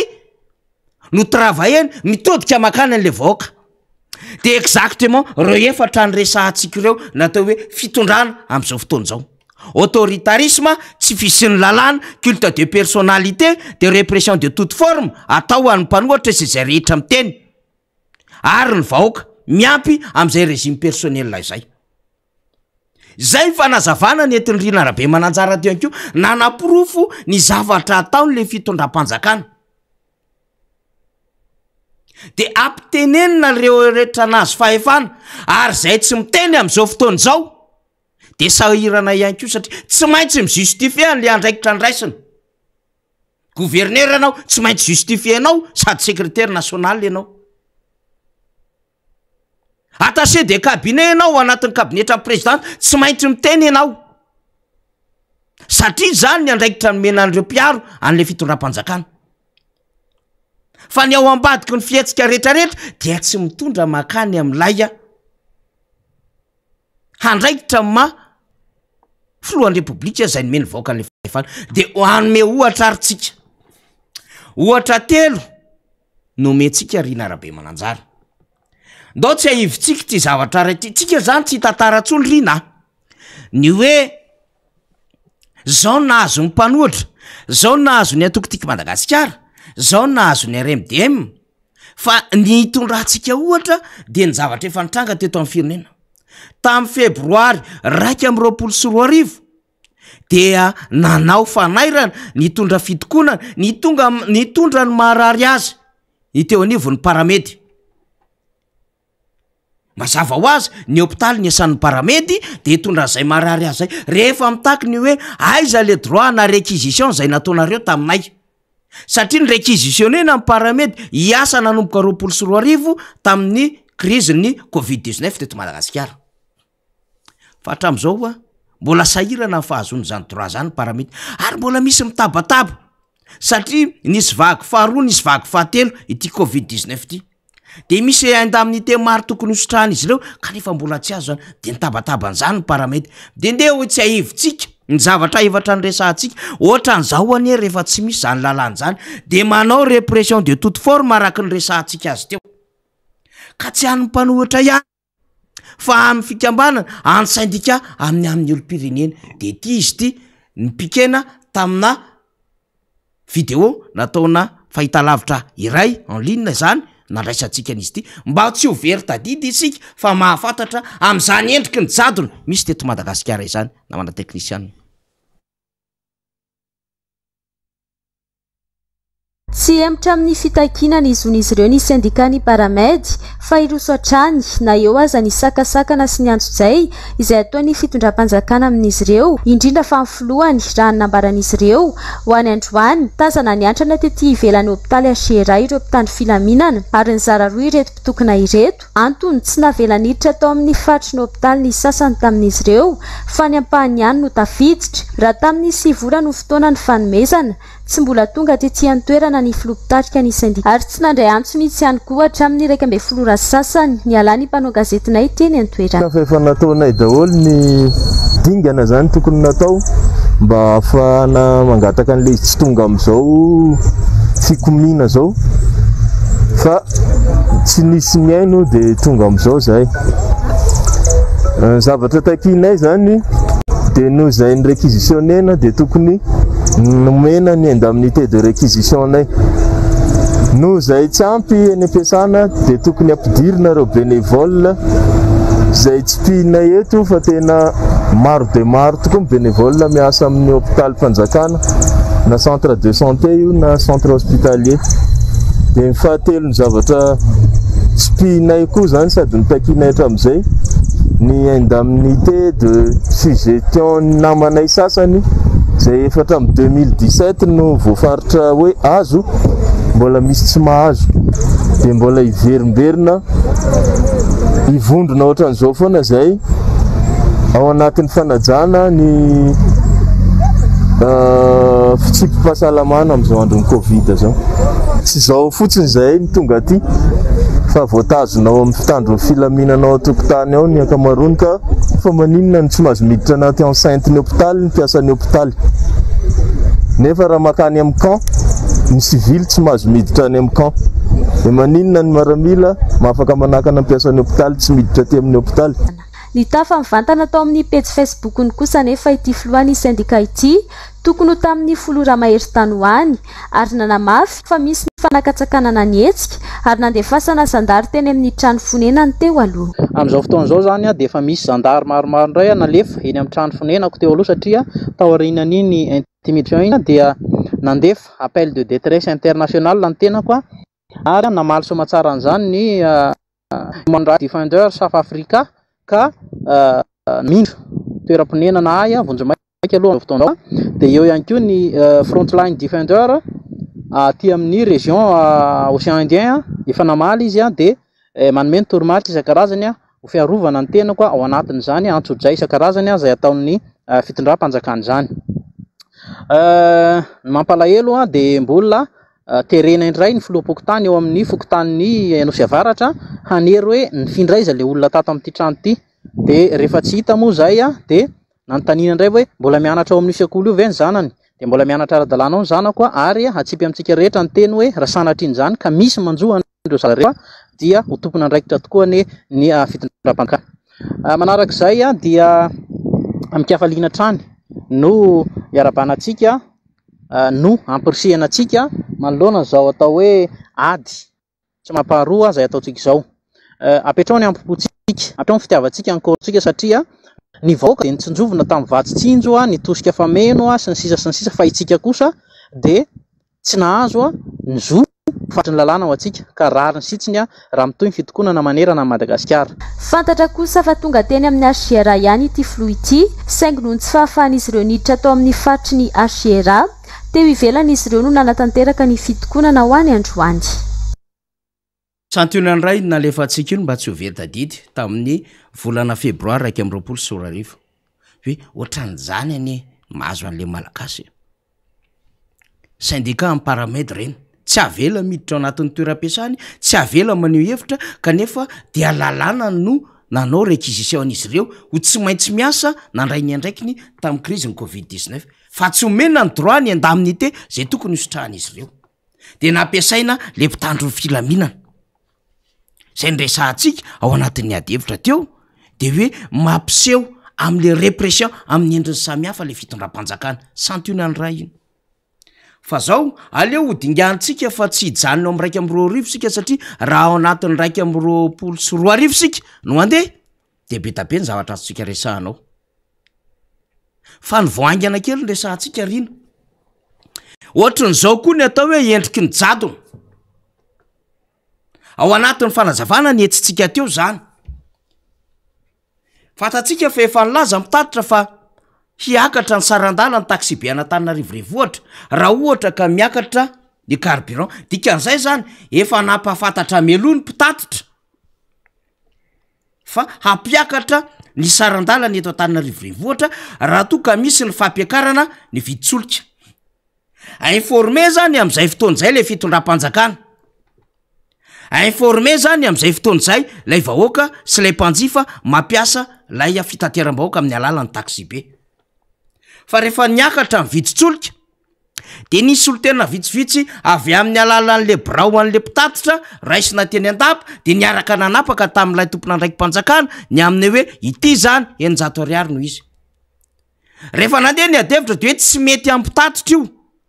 satria tsy mahaleon sara ny vidiny ary tsy mahavaolana mihitsy io. Nanana sosikeviny resahany teo anatrehan'izay ny mpitatitra ka nanana an'le hoe ataonay 700 io sa 700 fa zany metimety kokoa aloha azo iainana sy efina kely mba tsy hamono ny asa fitaterana zay fataon'izy ireo. Fa tsy zany nataony teo anivon'ny sehatry ny fitaterana, tsy zany nataony teo anivon'ny fitondrana amin'ny akabeany fa ohatran'izao lay endriky le tatitra le endriky lay fandraisana fanapahan-kevitra. Tina voaka ny la gazette de la grande île ty lisy le royaume de Madagascar a-t-il ressuscité. Ny fo antoromasina tsangana tamin'ny maty ve. Les ordres de Radziwill, votre izy décret. De hitatsika io, les coopératives de transport urbain de la capitale ont jusqu'à jeudi prochain pour revenir sur leur décision sur l'application des tarifs à 200 ariary et de rétablir la situation. Hitatsika io le izy. De itony mazava ho azy tony régime personnel tony un homme tire son pouvoir au juge de sa personnalité. Aiza nisiny zany ny baiko avy any filoham-pirenena de tsy maintsy décret nambarany député membre Benriny zany mety possible zany fa tsy maintsy misy ny procédure manamarina izany fa tsy hoe baiko midiny ty satria tia ny famonoana afo tian'le ataon'le filoham-pirenena tian'le ataon'le fitondram-panjakana fa matahotra an'le explosion sociale miainga avy any amin'ilay resaka fitaterana ka alohany miady an'le coopérative mpitatitra toy zay hiady amin'le vahoaka araky ny resaka nambaran'ireo mpitatitra de lasa koa le tompona andraikitra ao anatin'ny ministère miteny hoe efa décret iny baiko avy any filoham-pirenena iny. Fa atahoana ny fomba hitantanana firenena raha izany. lay fahefanao sy le personnalité anao zany no ibaikonao an'le firenena fa tsy lay andraikitrao lay rôle anao de manaraka efa am'izay ihany ko lay anivon'lay tanànan'Antananarivo ty moa efa lasa aloha ty tranga anankiray ty rehefa mba nampiseho an'lay tsy fanekeny ny famindrana an'lay fiatsony any arian'ny taxi be ny taxi be avy any Ambohipo de miteny hoe tsy mety aminay le eny Ambohijatovo ambony fa eny Ambohijatovo ambany no mety aminay ary mety am'le vahoaka tanterinay de zao no vava navoaka ny teo amin'ny commune urbaine Antananarivo renivohitra.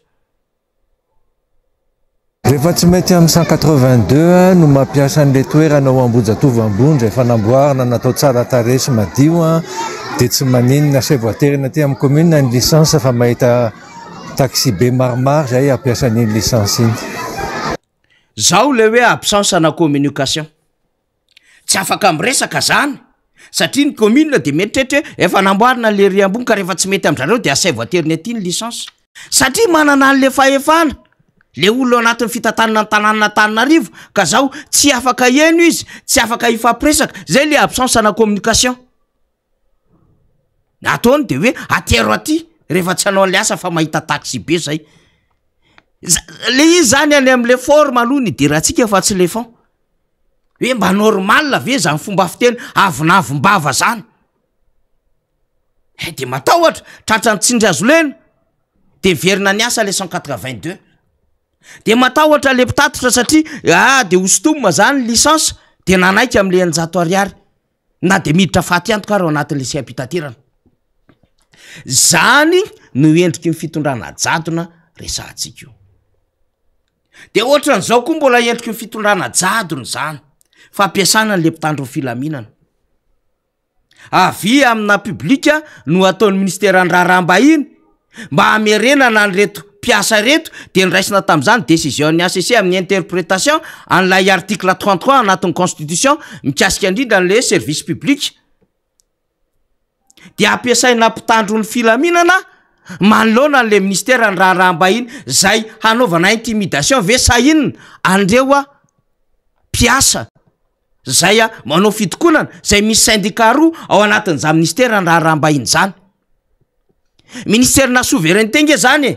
ary nambary ampiasa fa lamatoan'ny fitantanana ny raharaham-panjakana satria ny fiandrianam-pirenena sy ny fifandraisana amin'ny sehatriraisam-pirenena no laloviny za ministère zany de atao inona vezivezy eny ny fiara-mpitandro filaminana fa aizany zoy tokony raha van'le article 33 ve zany milaza ry zareo fa efa manao service minimum tsy mahafaly amin'ny tatanao anivon'ny ama io ve zany eloka be vava sy fahatsona ve zany de zay le resahantsika faharoa aucun droit tsisy tsono ny lalàna zay tokony ampiariny rehetra ao anatin'izany adevitra resahantsika zany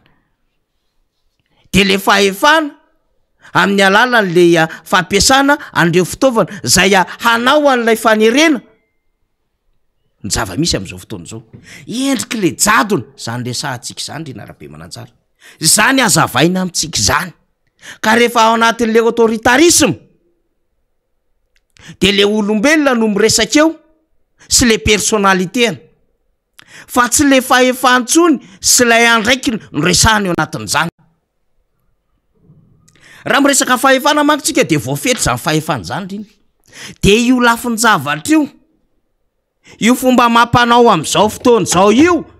no nipoiro ny François Mitterrand tamitranga ny tantanany de Gaulle ny firenena frantsay ary ny dimbiasa an'ireo gaullisme de nahita an'izany François Mitterrand de nahita an'le hoe tena misy tsy fanajana lalàna marobe zany fitantanana ny fanjakana frantsay zany ary miady ny androm-panjakana ary misy lalàna aminona lalàna zay tsy mifanaraka n'le hiérarchie na loi de ozy François Mitterrand hoe coup d'état permanent no misy eo le coup d'état permanent de zao izy ao anatin'ny fitondrana ihany amin'le lalan'le autoritarisme no mamotika an'ilay fanjakana kanefa tsy ahazony vahoaka tompony zany fitantanana ny firenena izany de nisoratan'le boky tamy 1965 ao anatin'ilay coup d'état permanent zany ny fanjakana amin'ny alalan'ny adiny samy mpitondra fanjakana ny androm-panjakana ny fanapahan-kevitra ny raisiny ny corruption sy ny scandale tao anatin'le fahefana tamin'izany fotoanan'izany sy ny fanjakanjakan'ireo gaullisme no nipoiry ny François Mitterrand tao anatin'ny boky coup d'état permanent soratany 1964-65. Fa iny boky iny rehefa aveo Rina Rabe Mananjara zay netony François Mitterrand teo anatrehan'ny adevitra rehetrarehetra no nampiakatra azy teo amin'ny fahefana ary nahazona ny 5e République zany adevitra zany. De rehefa nandeha zany resahantsika izany rehefa tonga teo anatin'ilay hoe adevitra tsy azo anoarana ny vahoaka frantsay fa nahatsapa sy nahita hoe ity tokoa misy zavatra zay mampanjavozavo ny fitantanana ny firenena de tsapa tamin'izany fa hoe tsy mety tsy rarintsony anreto gaullisme reto no mena fahefana fa andaotsika iova ka ty boky ny soratany François Mitterrand ty no ahafahantsika maka fanapahan-kevitra satria sarotra ny faneho-kevitra tamin'izany fotoanandro zany. De haitsika avy hatrany haitsika tsara Rina Rabe Mananjara fa rehefa tonga teo amin'ny fahefana François Mitterrand nanomboka taty amin'ny 2.7 de tamin'ny taona 5.7 izy vao afaka teo amin'izany fahefana zany. Ary napiatra ny teny hoe izao ny amin'ny fomba hitantanako ny firenena miala an'le principe na gaullisme reto na mpanaradia amin'ny Général de Gaulle. Zany dia natao hoe firenena zany natao hoe firenena zany natao hoe fanjakana. 17 taona ty aoriny ny fanazavany François Mitterrand coup d'état permanent resy lahatra ny rehetra ohatra n'izao zava-misy zao zany te ampiteniny anarany fotsiny hoe ny ambavany rehetra le fitondram-panjakana hoe izy nanao an'ity amin'ilay vaty fototra fa ny ao ambadiky le zavatra rehetrarehetra misy mpampianatra ve misy mpianatra ara-dalàna ve ahoana ny scolarisation ahoana ny alphabétisation ahoana ny kit scolaire ahoana ny formation ho an'ny mpampianatra ahoana ny vacation an'ireo mpampianatra miasa ireo tsisy adevitra zany aminy fa mifatana zay ngamba mety natonga le gasy le hoe Simon spectacle ny fatan'le fitondram-panjakana. De zao zava-misy zao coup d'état permanent ao anatin'le fitondram-panjakana zao adiny samy androm-panjakana fa ahoana moa misy an'izany ingy ao hoe ny anteny meram-pirenena tsy mahatoky ny gouvernemanta efa maro ny nandrenesany ohatra ny tsy milamima ny rivotra eo amin'ny gouvernemanta sy ny arian'ny présidence ny primature sy ny présidence zany zava-misy eto zany. Ny CFM ACDD milaza fa tsisy démocratie CFM amiteny apetrao ny espace de dialogue de concertation ny fanjakana tsy mety anao an'izany raisina hoendrika androm-panjakana ihany zany ny ACC saika izy menakavy amin'ny akapobeany ny ao anatin'ny ACC de miteraka an'le crise de confiance singaray ao anatin'le coup d'état permanent miainga avy ao anatin'le fitondram-panjakana satria le crise de confiance fantatra fa raha ihanina hono tsy atoko isan'ny filoha ohatrany tsy milamy matsony raha ihanina sy raha ihanina information aty amin'ny coulisse politique zany tandre mianina tsy namatsika iny aza miresaka amin'iny tsy mahazo miditra ao anaty fivorina aza zaraina information ntsony nefa le olona manana andraikitra lehibe ao anatin'le fitondram-panjakana crise de confiance zany de tsy teraka ntsony le communication interpersonnelle eo amin'izy samizy fa misy fahamayona akoatran'le crise zay resahantsika Rina satria crise na fahefam-panjakana no misy terena any amin'le fahefana zay hanaraka an'izy ireo ary resahany Rina raha ny sitrapona ara dery zareo koa no hanao an'ny fahefana ny communauté internationale resahany Rina zay rehefa feo satria miezaka manatratra tandrony le fahefana le fitondrana am'izao fotoana zao zany no edivantsika zany no toeriny rehetra satria endrim-panjakana ohatran'izany tsy nahasoa ary tsy nahafaty na afaka ana firenena anankiray de ny ainany tamin'ny Birmanie nge zany jainto teo amin'ny fanjakana ady 4 taona ny nataon'ny Aung San Suu Kyi sy ireo tao anatin'ny ligue ny droit de l'homme niaraka aminy sarotra ny faneho-kevitra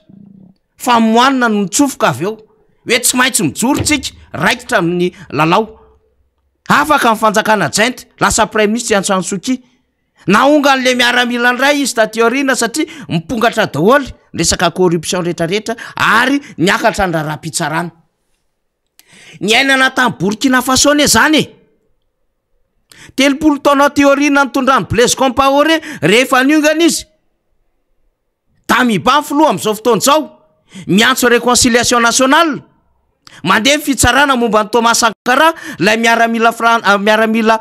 tany Haute-Volta zay mivadika Burkina Faso ankehitriny nianatra tetsy amin'ny akademia militaire Tsirabe lasa filoham-pirenena tratra ny coup d'état nataon'ny Blaise Compaoré ary ny vonony nandeha fitsarana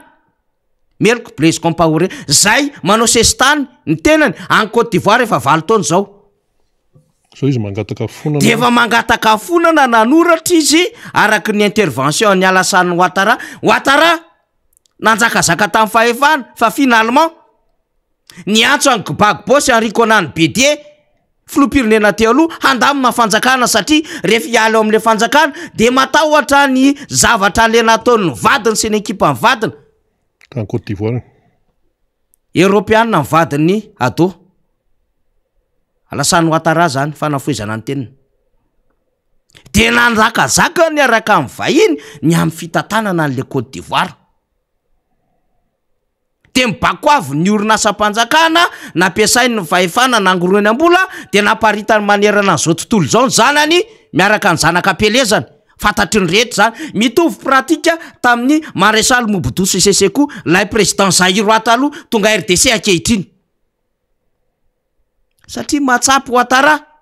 fa ifafankiwany rehefa afaka amin'ny fanjakana tonga Gbagbo navoditry ny TPI Gbagbo niaraka tamin'ny Charles Blé Goudé le ministre ny tanora tao a Côte d'Ivoire niaraka nigadra tamin'ny 10 taona tany lahe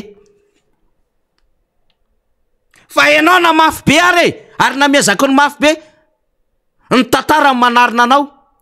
ary namitoetra ambony ary ianao tsy maintsy mitotona ny tany ohatra ny fahefam-panjakana zany tenentsika zany rino de io Blaise Compaoré en Côte d'Ivoire io ny ena mihitsy Blaise Compaoré misy amole fanambarana tsy fatako nao faly avela ndeha kely fotsiny izy fa tsika miresaka ihany non Blaise Compaoré io izy io le zanany vavy io le niaraka nanao fanambarana tamin'ireo mpiara-miasa aminy sy fanjakana tany Côte d'Ivoire io zanany vavy tany Côte d'Ivoire zanak Blaise Compaoré de nitondra fialatsiny mihitsy izy tamin'ny vahoaka Burkinabe indrindra tamin'ny famille Thomas Sankara zay namonony anjany filoham-pirenena izany de ndraiky hoe ny assumeko ny raisiko foko ny andraikitra rehetra atamin'ny fampahoriana nataoko ny vahoaka mitsakotsako satria nisy fahefana betabe teo an-tanany de nieritreritra fa hoe ty fahefany ty de ampilamimatsika mandrakizay ary tsisy anendrika fa mandalo le fahefana rina fefa zava-dehibe aloha le fahatsapatena zava-dehibe zay aloha no tena goavy anao anaty fa mbola misy mieritreritra n'zany hoe ity fahefany ty de azo mandrakizay eto Madagasikara ary tsy misy mahatohatra an'io mihitsiny ka na apiasa miaramila na apiasa vola na apiasa fitsarana apiasa mpanao gazety apiasa le tsotononiko anaranarana de very ny famandrakizay eo mandalo nresantsika zany tsy rehefa ny zava-misy any Thaïlande elo ny vaovao any Taïwan ny any Corée du Sud zay tsy maintsy menjera amin'ny tany foana ary tsy mivoaka ny varavarakely fa ny lavakombarika rehefa fatrapanao loatra ao anatin'ilay hoe ny endany fahefako ny fantatro sy ny tenako de jerevo nazo any Auguste Pinochet tany Peroa tany Argentine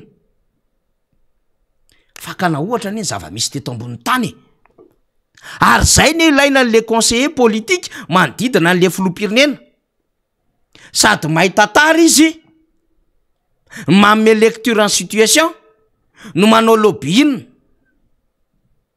hoe zao ny situation misy inarany ny andraikitra ny conduite atenirantsika par rapport an'ity situation anankiray ty bon tsy maintsy vahany ty de amina situation efa mafana mbola mampiteny olona ihany tsy mila conférence na concertation nationale fa fizaratsy zany ay ny atao hoe vidim-piainana miakatra de efa misy varitsinjo efa nizara varitsinjo ianao hoe fa nitondra anakay zany varitsinjo amina olona 4,000 nefa 4 million mipetraka eto Antananarivo ohatra de verinao fa de tena olona tena sanana avokoa ny olona rehetra zany de tsy ahatsapa sy tsy ahatakatra ny zavatra miaina am'izany situation rehetrarehetra zany hafahafa le fanjakana rina fa manitsy anjantsika ny aminy hoe mitandrema ihany amin'ny atao hoe fahefana mipetra homme d'état fa tsy homme de pouvoir azavatsina ny goût de luxe rehetrarehetra sy spectacle ty sy makety ny vahoaka fa ny zavatra réalité azo tsapahitanana azo entina amin'ny anivon'ny fiarahamonina eto ohatra n'izao resahany gasy le zao mila jiro ara-dalàna vahoaka délestage mamandray sa ho andraikitra hoe izahay ny tompona andraikitra fa tsy ny vahoaka tsy ny mpanohatra de ty indray no ampiasain'izy ireo am'izao fotoan'izao rina a partir anomaly fa ny okevitry économiste ray eo nivon'ny FMI efa n'le sary fale ty ny ampiasain'izy ireo amin'ny nono hafa voilà la priorité mondiale izy doit être l'inflation alerte le chef économiste du FMI de resahany io zany zay zava-misy zao zany ozy izy amin'ny resaka inflation fiakaran'ny vidim-piainana dia crise iraisam-pirenena zany satria tsika nandevany ny le monde de de mba nandeva koa izy ekeny rehetra ny zany misy crise iraisam-pirenena vokatry ny Covid tsisy mandahany zany tsisy mandahany zany fa i Madagasikara nahazo presque 600 millions de dollars appui financier fa 4% vita vaccine 4% mba vita vaccine ary nahazo vaccine maimaimpony tsika akoatran'le 100 millions de dollars de mipotehana zany zava-misy Covid-19 tam 2020 2021 efa nanomboka tsika na mesosikevitra daholo ny rehetra hoe zao ny gérena an'io tsy mety io manao importation io mbola lasa nanao importation toany famokarana anatiny miovola secteur privé satria nanananjara vola tanatin'izay vola zay nomeny ny sehatra iraisam-pirenena na bilatéral io na multilatéral tao anatin'izay enveloppe zay ny sehatra tsy miakina fa tsisy tosika reo ingeny mamokatra asa manao création d'emploi satria fantatra fa tsy havitan'izany fitondram-panjakana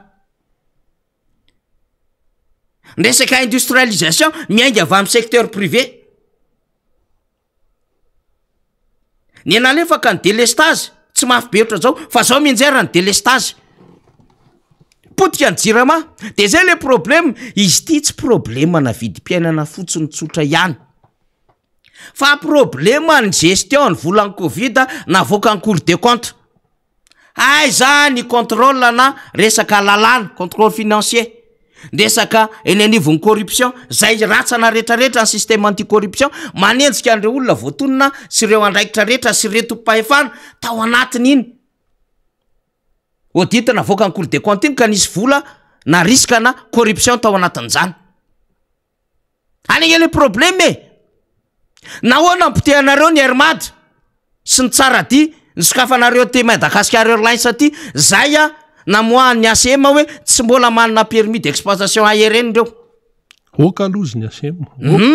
de milaza fa ny ata efa namianay le rafitra iraisam-pirenena ho an'ny transport aérien zay hatramin'ny 2024 zany ene problème eto hoe ny fandrobana ny jirama ao anatin'ny prime exceptionnel na prime de performance ao anatin'ny vola ny padev tao anatin'ny jirama daholo zany ny nanerena ny tsy maintsy ampandehanana ny milina tany andekaleka ka ny poany lazaina fa anao fikaroana am'izay sabotage tany andekaleka ay zany toko ty mbola tsy miverina ny jirama ary délestage tsy tanonono misy am'izao fotoan'izao nypotehanareo ny jirama volamena ny croma mipiasa ny croma tsy mahazo vola mipiasa ny sofitrans rotaona tsy nahazo vola atsasakara manoraisina nandritry ny rotaona sofitrans manana petrabola hitatsika io sary mbola matoky ny fanjakana mahefa le sofitrans satria misy petrabola ny sofitransa mandehandeha ny duty free ny resaka elabola ny resaka fampiakaranentana ny fikarakarana ny sakafo anaty fiaramanidina ny sofitransa ny endraikitra an'izany tsy potika io fampitehanareo e manana action io aiza ny vola am'izany action zany ny secrène ny lavanil ny vacation mpampianatra ny paramède ny autonomia ny université mba tsy ankindoha aminareo lavaka angataka satria revin'le fanjakana lay syndicasy laya mpampianatra mpangataka zany raha zay ny tena tia ny fanjakana atao am'izay fietsiny zao zany rehetrarehetra zany akoatra ny fanitsahana lalam-pandrenana no adevitra eto amin'ny firenena sy ny fiomanana hiverina ndray any anatin'ny kilalao malotona dola makota amin'ny fifidianana ho avy eo ka mametraka amin'ny paikady politika miala ny doublon hitsofoka andady anaty fokotany ndray mametrapetraka ny rafitry ny bureau de vote agent recenseur zany ny olana fa aza mifanadroadro de crise économique mondiale misy nge ny resaka inflation fa nga misy mamotika ny jiramany EDF ny any ivelany fa nga misy mangala bola panjakana fa nga misy manao détournement problème fer io fond d'entretien routier fond routier am'izao fotoana zao vao maly nisy gazety ny teny an'izany sao de mba efa détourné le vola fond routier io izy io gazety piseho isan'andro mamoaka an'io fa tsy fanirisirina surfaly sy ny député fond routier détournement le ministre io izy io ka zany zany tian'le fitondrana tian'le mpanohanina an'le fitondrana an'le bloky velao iasa ny fanjakana fa crise économique fa nga resaka vidim-piainana irery ihany amin'ny tsy faiza mitantanareo fa tsy maintsy adinina amina lafin-javatra maro ianareo dan fanodikodonam-bola mpanjakana dan resaka corruption dan ny fandikan-dalàna et ainsi de suite maro izy ao ary azo tsipona ohatry ny akotra problème fototra zany mila resany zany ary karoana ao anatin'le concertation nationale larina teneny député membre be ndrina teo hoe tsy maintsy miresaka de tsy fifidianana fotsiny ihany ny adevitra fa raha-pirenena satria raha mbola toizana avelanao ny ataony le fitondram-panjakana de tsy fantatsika intsony efa ny akady izy zao efa nantiantsana fa misy mbola ambany antsana verina raha mbola misy ny ambany antsana de mitenentsika vaoka hoe mbola misy ny ambany antsana fa efa anaty antsana le firenena am'izao fotoana zao rena arabe mananjara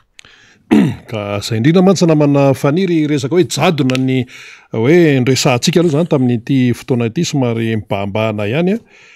raha nytoetra raha eto Madagasikara menao anaty crise lalina ohatr'izao zany no jerena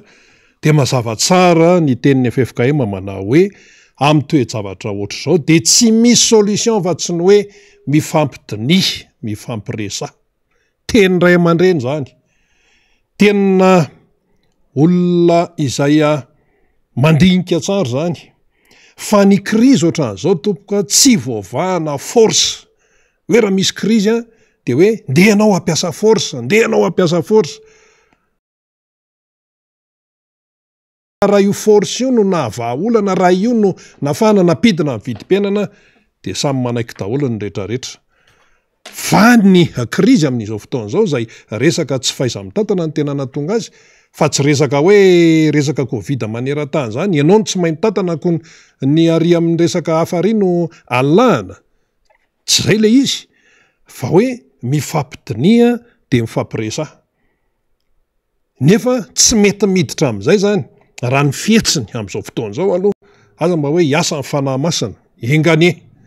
fa raha ny fietsika am'izao fotoana zao aloha aseho an'ny ao anivony ny mpitondra de tsy miditra am'izany izy raha treto aloha rehefa dinianao daholo zany ny fihetsikerzareo saingana zany na tsy zany araka ny tenyny député mamrabe ndrina teo tsy maintsy mandeha makany amin'ny fijerena ny fifampidiniana ny concertation nationale alao iteny zay tena mitady sezy reo hoe sisisisisy fomba fiheverana zany fa ny tompontsoa ny vahoaka malagasy iray manontolo no tsy maintsy ajerena de zao koa le izy ity de aretina mihitsy mahazo ny tany mahantra anisan'ny Madagasikara anisany Afrika ny akamarony a ity resaka hoe fahefana ity. Ianao zany rehefa mahazo fahefana dia misy limitiny io, misy fetrany io. Raha hoe fahefana eo amin'ny fitondrana firenena dia efa voapetrapetraka tsara eo anivon'ny lalam-panorenana izany. Misy lalàna zany mamea an'izay hoe atreto a ny fahefanao, ato a tsy azonao a ioarana intsony. Fa rehefa mahazo an'ilay fahefana, io aretina mahazo ny tanimanitra anisan'ny Madagasikara, dia le fahazahoana fahefana tompoko manova toetran'olona, manova toetra. Hafa mihitsy le olona tamin'ny mbola tsy nahazo an'ilay fahefana, ary le fahefana nefa ampindramina. Ampindramina, zany hoe dikan'izany mandalo, zany hoe voafetra ny fepitona ampiasanao an'ilay fahefana zay nampindramina anao. Raha resaka firenena zany dia mazava tsara, mbola lalam-panorenana koa no miteny an'izany, zany hoe ity fahefanao ity dia voafetra hatrety ihany, fa tsy mahazo mivadika ato, tsy mahazo mampiatra fahefana ianao amin'ity, na ary tsy mahazo mitsabaka ato fa hatrety ihany izay fahefana izay. Dia iny zany ho an'ny tanimanitra anisanao Madagasikara dia ararotiny iny, ary le fananana n'ilay fahefana dia tsy manaraka an'ilay lalàna efa mametra an'izany. Dieny meloa, le lalàna ne efa mipetraka dieny meloa e. Ary ianao zany manaiky hoe za tena naja an'io sisa ohatran'ny any amin'ny orinasa ihany io, misy fahefana omena an'izao, misy fahefana omena an'izao, misy fahefana omena ny karazan'olona isan-karazany ao anatina orinasa ao. Raha ohatra hoe izay no raisitsika ohatra, fa raha vao manitatra an'izay fahefana izay izy dia korotana io. Ary vitany korotana fa ho tesitra ny ato, satria le fahefanao zany ataonao tsy araky ny tokony ho izy. Efa voafetra ny lalam-panorenana hoy isika. Izany hoe fahefana izany. Izany hoe ancien président zany dia efa misy sata manokana amin'ny fe azy. Efa misy sata manokana amin'ny fe azy voalaza ny lalam-panorenana zany. Kanefa dia sakatsakana etsery sakano. Dia mpanakana moa amin'io zany re mpitandro filamina indray hoe araka mibaiko azonay zao. Nefa le izy efa mazava tsara any anatin'ny lalam-panorenana. Dia iny zany ny oarana, ka raha vao mihoatra an'iny ianao dia efa mandeha amin'tsisy. Ka atao inona ary lalam-panorenana ary? Atao inona? Tsy aleo ve zany tsy asiana lalam-panorenana fa samy andeha amin'izao? Satria le izy efa misy eo dia tsy arahana. Dia le fahefana io zany rehefa mampiasa an'io zany dia efa ao an-tsaina le hoe anitatra fahefana, dia maninona? Lasa mahita tsirony, lasa mahita goany, izay filazantsika azy ihany, eo amin'ilay fananana an'ilay fahefana, lasa mahita tsirony. Dia rehefa lasa mahita tsirony dia tratran'ny eritreritra hoe anitatra an'iny, tsy arak'ilay lalàna efa petraka eo. Dia na ny fahefana aza, na ny andraikitra aza, any anivon'ny sehatra raisam-pirenena dia tadavina ho alaina. Ohatra, le tany Mandoto zao dia niteny zany ny filoham-pirenena teo imason'ny solitenan'ny banky raisam-pirenena Ramatoa Marie Chantal teratany rwandaise hoe aleo mba ho tantaninay ilay 50 millions de dollars resaka jirama izy, aleo ho tantaninay. Ay zany io vola io ny banque mondiale no mitantana azy fa tsy ny fitondrana malagasy. Fitantanam-bola zany fahefana zany sao dia tsy fantatsika. Fahefana eo am-penalitana ny banky iraisam-pirenena ny momba an'io vola io. Fa rehefa mety hoe zatra mibaiko loatra, zatra ny efa fomba fanao loatra, dia eo amason'olona eo zany no nitenenina ny solitena amin'ny banky iraisam-pirenena hoe aleo mao tantaninay le izy. Ka ianao zany eny rehefa hitantana io dia fahefana ihany koa zay. Fa zany banky iraisam-pirenena zany tompoko manana ny fomba fiasany. Solitenane Ramatoa Marie Chantal ny eto Madagasikara, ary izy dia manana ny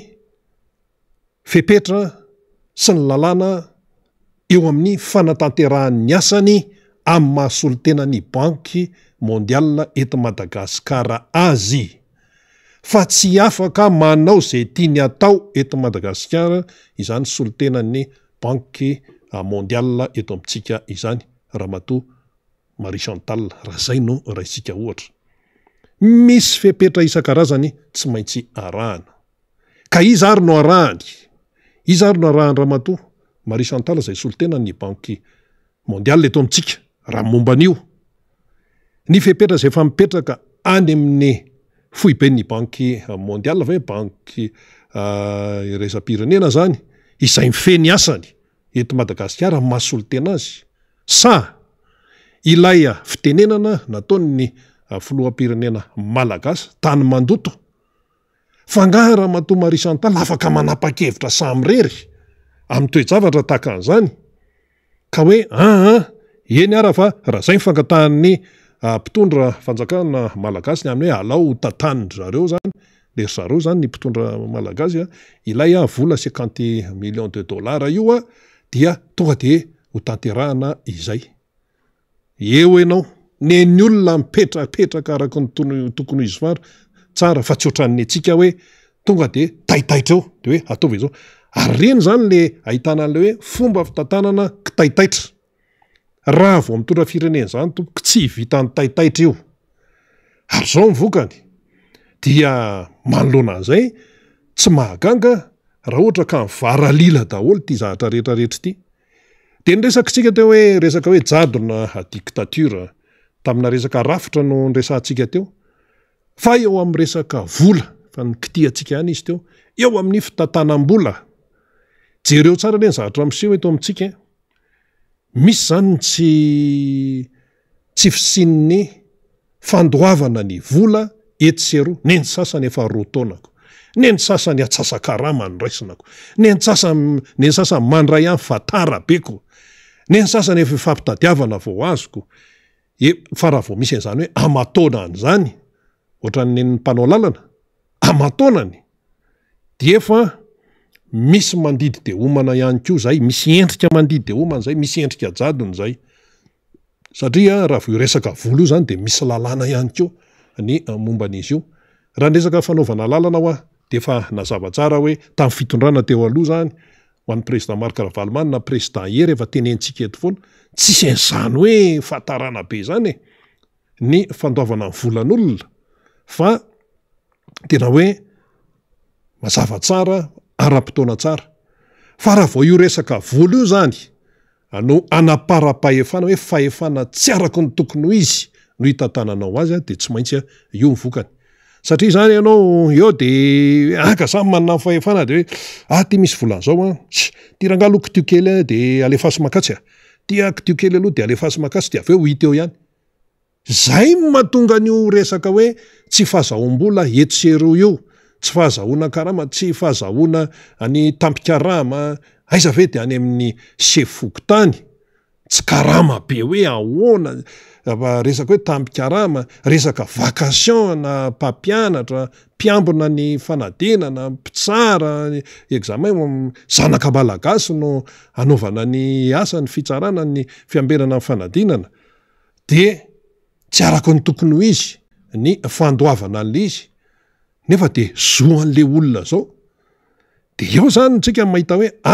misy endrika dictature ihany ina moa ny dikany hoe dictature tikano tsy tikano na hitabataba eo ary nareo de ahoaka aloha efa mikarakare fa nga izy io vita an'izany tsy vita an'izany io dikan'izay zany eo amin'ty resaka vola ty rehefa misy hoe mandidy de homana ao anatin'izay de ahitana taratra an'izay resaka dictature zay dictature financière dictature économique ay ve ohatran'izany fa tsy amin'ny resaka hoe fampiasana mpitandro filaminana sy ohatran'izany hoe fibakonany sehatra hafa ihany ny dictature misy an'izany resaka zany fa eo amin'ny resaka toe-karena ihany koa de misy an'izany tompoko so de tsy fantatsika hoe ity volo tya tsy maintsy atao ary ity volo tya tsy maintsy atao an'izao efa misy anefa ny lalàna mife ny teti-bola rehefa anontaniana ny député fa ino reny lalàna laninareo reny ho an'izay nandany an'izany ny timma moa tsy nandany an'le izy teo mazava tsara ny position an'tiako Madagasikara député ny tiana tenenina amin'io fa ho an'ireo le député nandany an'io zany hoe le miakamaroany zany hoe ampomba ny fanjakana satria maro amin'izy ireo no miresaka amin'ny tena ny tena moa mpanao gazeta miresaka amina karazan'olona be dia be de antarina hoe nareo mandany an'le hoe vola zao zao zany zao misy an'izany hoe tenenin'ny mpitondra hoe anafatra bus 10 ka hatramin'ny arivo vola ahoana zany aiza ny volan'izany nefa ny vola mpanao lalana tsy voalohany vakasio ampampianatra tsy voalohany bisonao afaranao anarivony bisonao afaranao nefa le olombelona aty zay malagasy mitovy aminao tsy alohanao ny volany vola kely ny sefokotany ary ananary izy enda amin'ny tekely iny de tsy voalo na voalo fa efa tara be ary amin'ny bus ery no mahamaika hoe nafatra bus de inona zao mivokatry ny asan'ny Rothschild atreto zany mahamaika zany de zay le mahatonga antsika hoe tsy mandeha am'izay fandehany ilay re izy ka raha vao mandeha makany mijadona miaina ao anatin'ny jadona de efa tsy araka ny tokony izy ny raharaha hipotra eo ninonina tenentsika ary le firenena miainao anaty crise ilaina le antsona hoe gestion de crise mila fahaizana fitantanana manokana tena hoe fahaizana manokana ny fitantanana an'izany hoe firenena miaina ao anaty crise zany fa le fitantanana eto amintsika vao mainka fitantanana manampy crise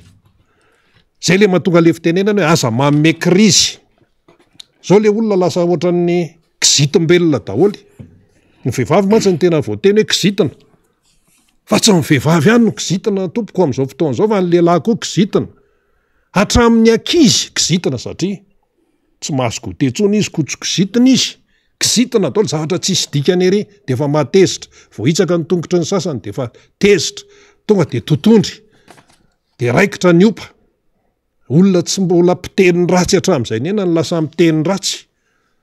zany ny zavatra misy eto Madagasikara potika ny fiarahamonina potika amin'ny fanabeazana ary zay le averimeritsika hoe ny resaka fidirana makany mijadona dia manapotika zavatra maro na toe-karena na sosialy ary indrindrindrindra tompoko ny mahaolona dia potika ao anatin'io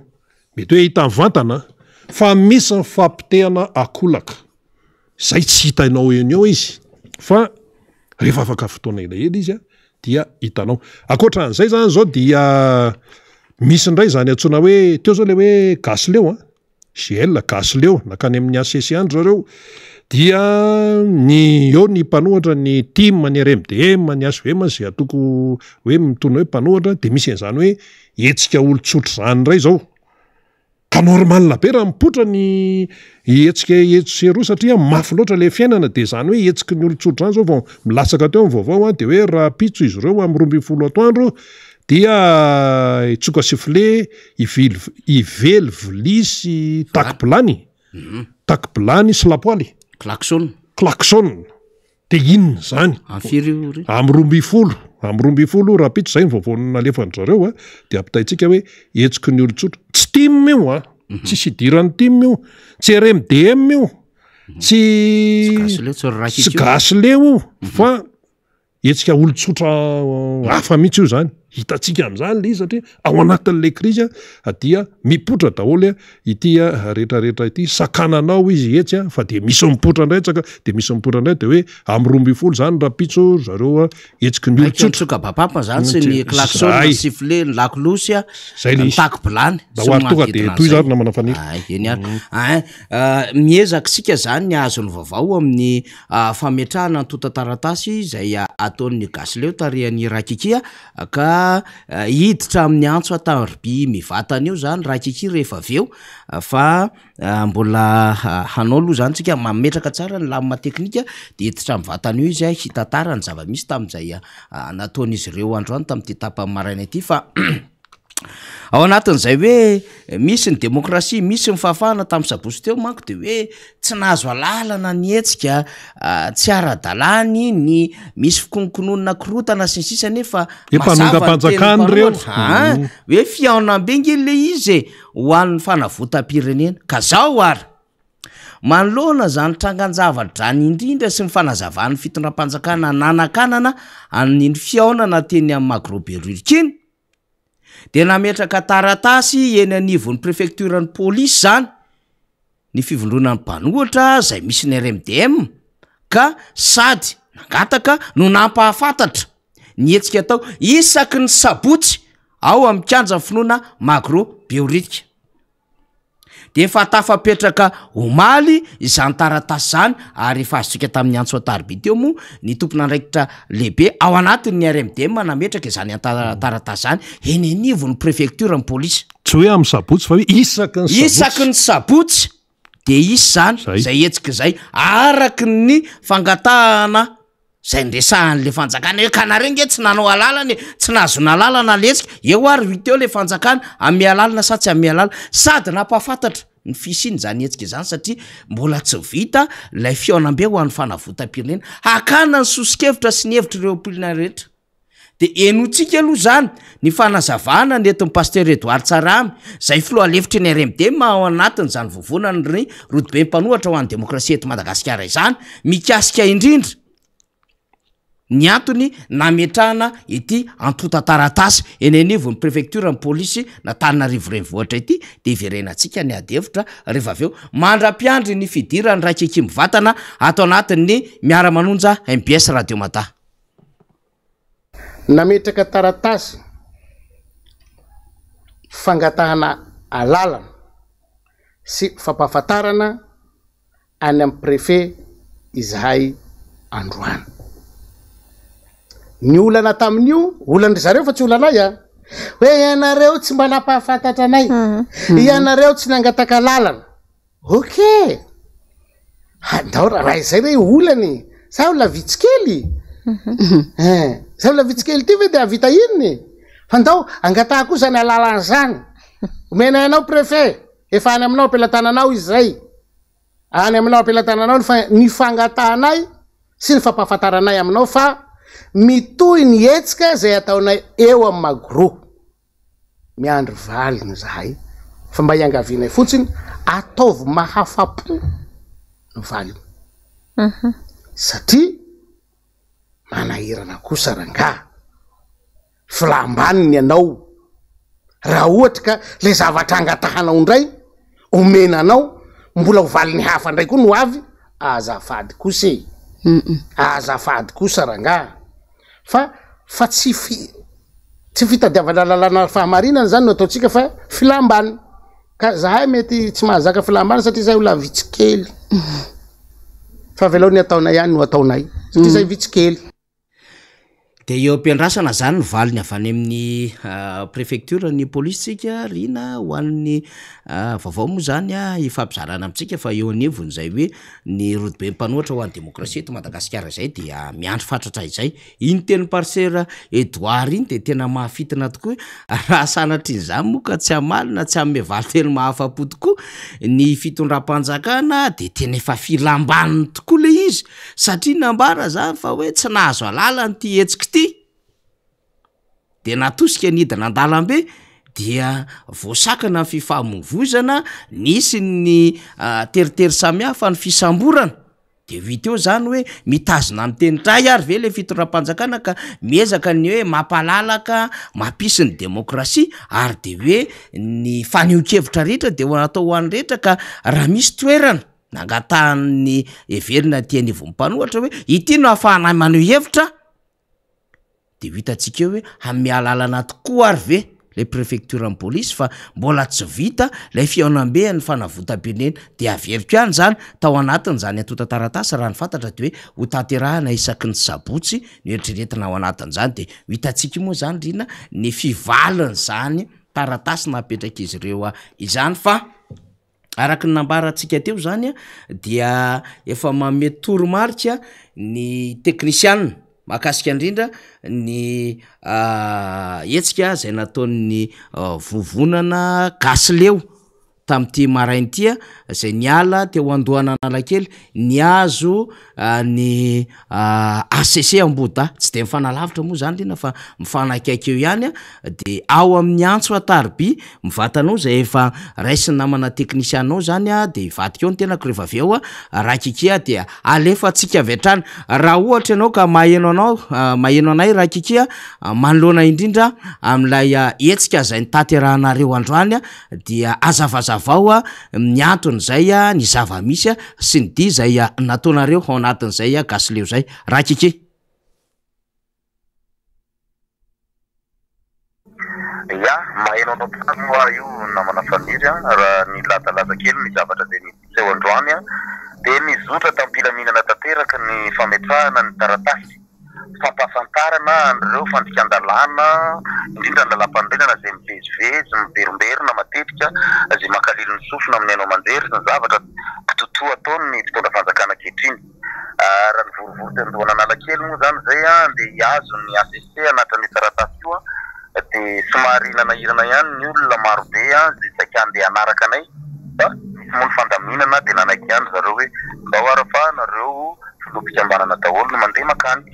de tonga somatsara tao amin'ny ACC moa zay efa vory tao daholo ny mpanao gazety de misy ny fandaminana zay natao de midana taty ivelany moa ny filopikambanana rehetra fa efatra ihany zay no afaka niditra tao de rehefa niditra tao zay de voapetraka ilay taratasy fampahafantarana ny fandikan-dalàna zany hoe fampahafantarana ny fandikan-dalàna io araka ny nampanentenaina moa zany de hoe tonga de taratasy fametraha-toelana n'Andriamatoa sy ny androm-panjakana rehetra manodidina azy no tokony natao kanefa no ny lalàna zay tsy maintsy arahana mba recevable kokoa n'le zavatra natao de fampahafantarana n'le fandikan-dalàna miverimberina aloha no natao zany hoe misy teboka anankifolo ngeza be zay tena hoe efa fantatry ny vahoaka malagasy daholo moa ireo teboka anankifolo eo satria tsy takonao afenina amin'ny hainao manjery ny manodidina ny volamena very ny manodidina ny antsirambina tamin'ny resaka coronavirus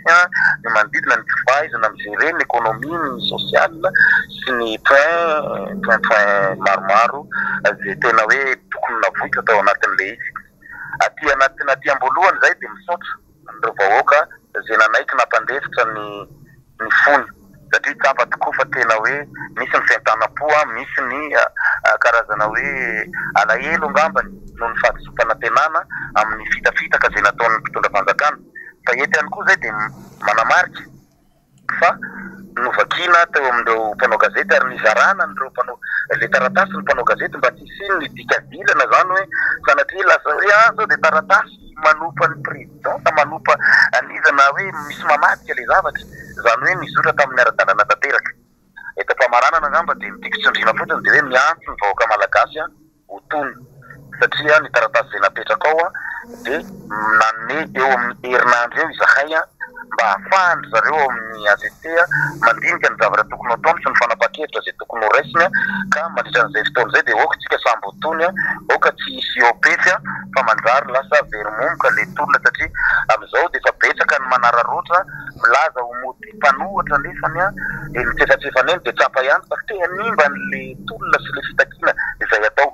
ka izay de ato anatin'ity vovolana gasy leo zay hitambarana association scientifique politique maromaro vitsivitsy dia manindry hatrany fa izahay de mizotra ao anatin'ny lalàna mandritra ny fitakina ka de oka samby otony iandry ampilaminana ary efa nametraka moa ny tenako amin'ny maha-président an'io vovonan'io anao hoe oka re mba tsy ho razy raisina fa tsy mitombona intsony no valiny izy ity satria izy ity tsy mitovy amin'ny fitoriana zay misy ny vezivezy teto amin'ny ACC tamin'izany fotoana fa fampahafantarana zavatra hita-pirofo sy azo tsapahitanana daholo napetraka ka oka tsy ny ray aman-dreny ao anatin'ny lalàna anatin'ny androm-panjakana anankiray indray mandeha anovany le izy mba ho lasa hoe azo raisina fa tsy mitombona. Andriamatoa Rakikia tapitra eo amin'ny ACC ihany ve zany dia androany sa mbola misy androm-panjakana hafa ampahafantarinareo amin'izay zavatra hoe marary sy fandikan-dalàna nataon'ny fitondrana izao? Raha ny androany aloha zany raha par rapport amin'ny fotoanan'ireo mpanao gazety de tapitra eo amin'ny ACC aloha ny androany raha zay io tokony mbola niankiny nakany amin'ny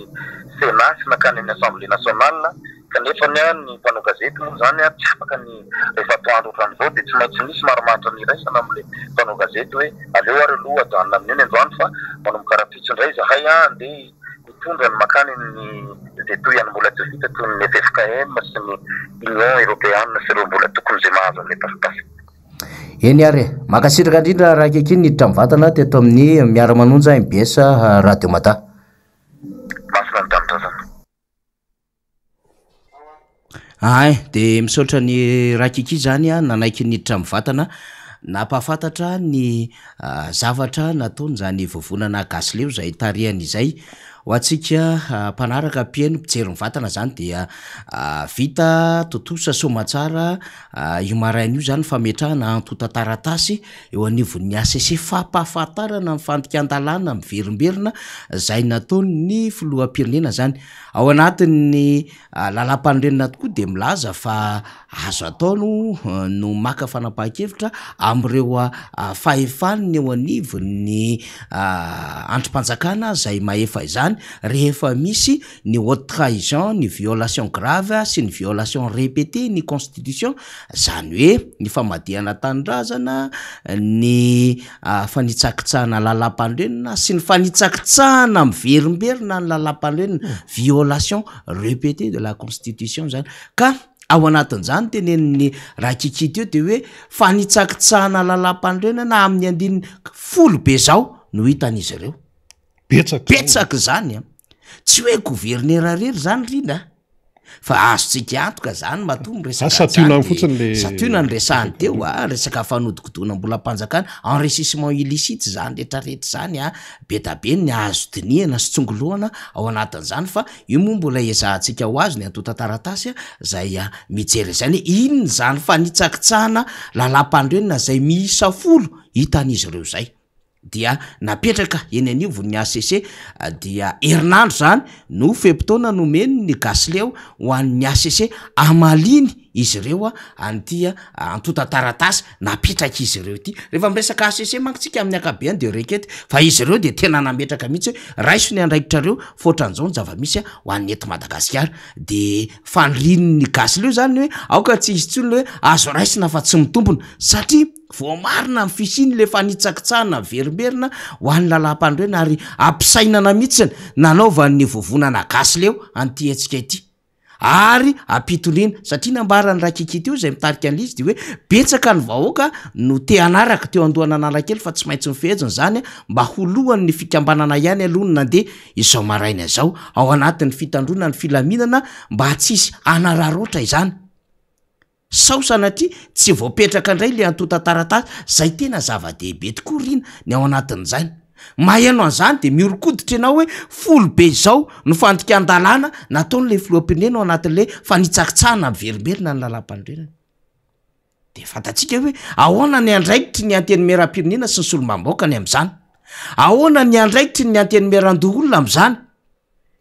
rapitsy moa de hoe mbola hitolo izy makany amin'ny FFKM makany amin'ny vondrona Europeanina de ho hitantsika eo ny toy andrina rabe mananjara ho antsika mpijery mpanaraka fa hitantsika aloha zany le détermination hoe nitazona ny teny nataony ry raha kekisy ny gasy lohany amin'ny hoe ny amin'ny ACC zay ary apafantatra ilazay iteny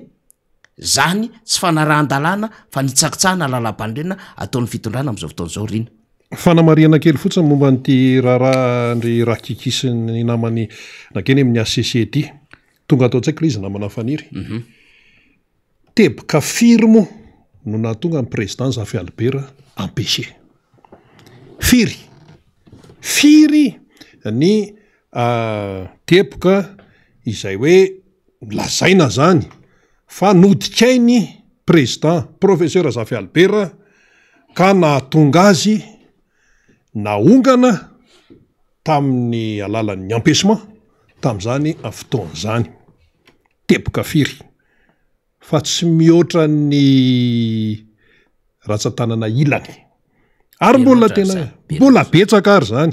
fa nanalana nanonganana any président professeur Zafy Albert de zavatra anisany fotsiny zao ohatra ny hoe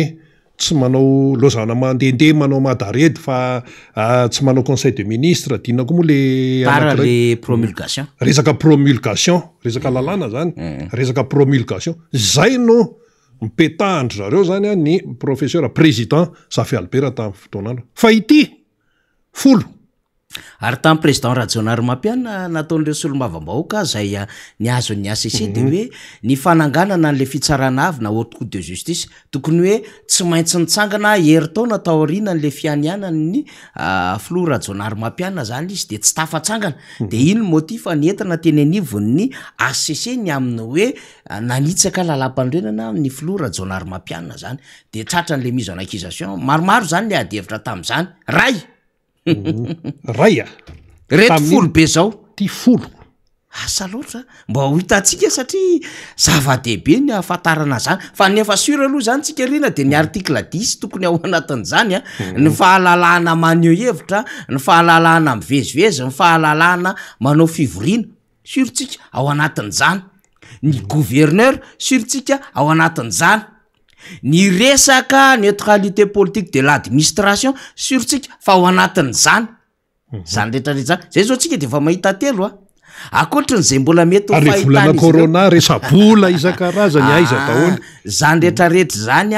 voafatitry ny resaka enrichissement illicite zany rehefa tena fakafakaina ny fototry ny lalàna satria maninona moa misy lasa tonga de lebany tampoka zany de ahoana avy aizy zany détournement na deniers publics zany satria voalaza ao anatin'izay hoe ny fanararotana ny fahefana amin'ny alalany tena manokana zay zany zavatra tsy mety voalaza ny lalàna hitantsika moa izy rina fa ezaky nikariko azy tsika de rehefa azontsika izy de mba hozaraintsika mpijery mpanaraka mpiainotsika izy fa hotsika hoe angamba zany tsy ahafahan'ny ACC kosa aloha iteny zany fond tenentsika fa tsy forme ny amin'ny hoe tsy azo raisina azo raisina fa tsy mitombona le izy mety efa teo aloha nambara filohan'ny ACC rehefa misy le atelier de ino ty da information de ry amin'ny nouveautel de hoe ndraso fa hikariko avoambolana afo zay rehefa mipoiry ny président Marc Ravalo manana de aiza ve de fitoriana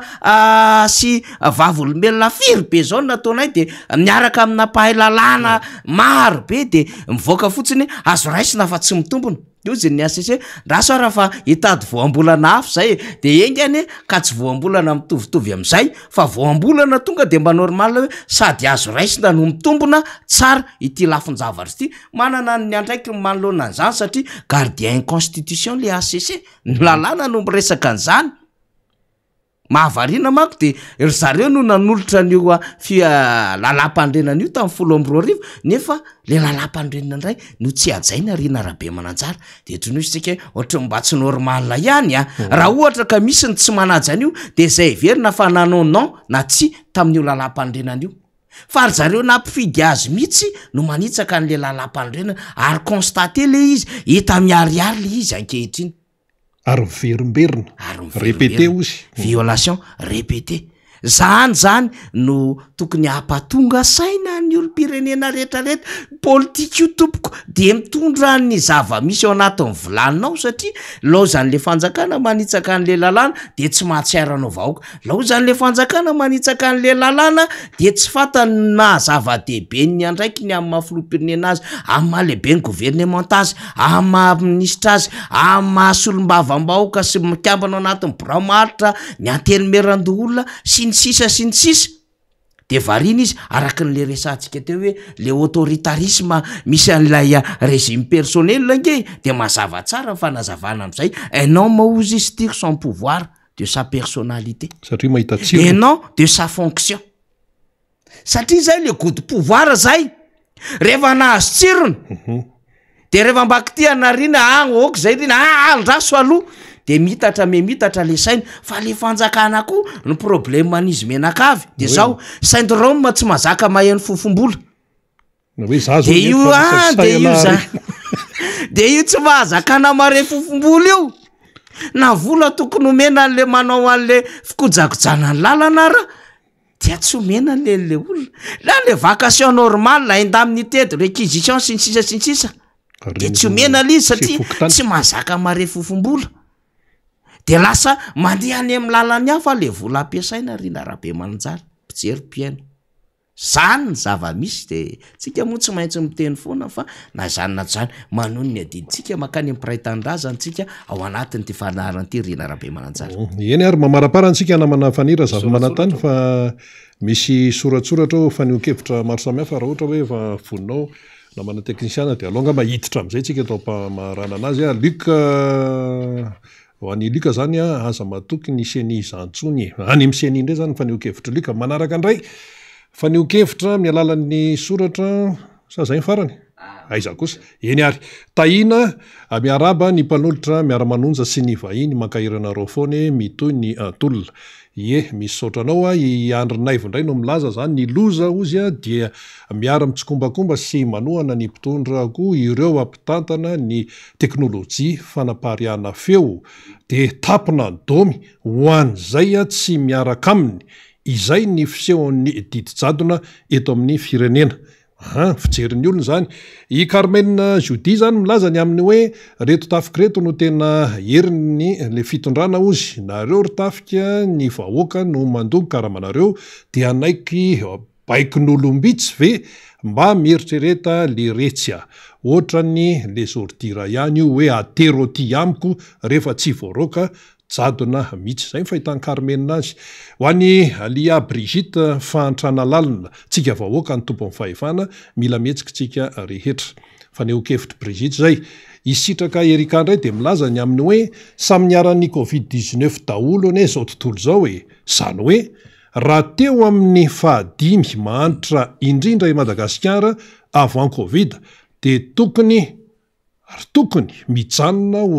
ho fafiry ihany raha mahay ny mpitondra satria izao tontolo izao no tratran'ny Covid fa matoa lasa alohan'ny farany de tsy fahaizany zay zay mazava ny tenin'ny sitraka ndao raha manafaniry tsika moa efa maraparana rina satria efa nanomboka tamin'ny sivorasasany tsika teto zany de miandro fatratra zany tsika hoe inona ny vaovao avy any amin'ny préfecture amin'ny polisy any mikasika indrindra amin'ny fangatahana sady fampahafantarana nataony teo anivon'ny RMDM ny amin'ny hetsika fanavotam-pirenena zay ho tanterahana mikanja amin'ny macro biorika ho kasaina tao isaky ny asabotsy ho hitantsika eo mifandehan'izany fa ny préfecture amin'ny polisy moa zany sy ny fitondram-panjakana sy ny mpitandro filaminana tena toerana de hoe etsika tsy nahazo nalalany ty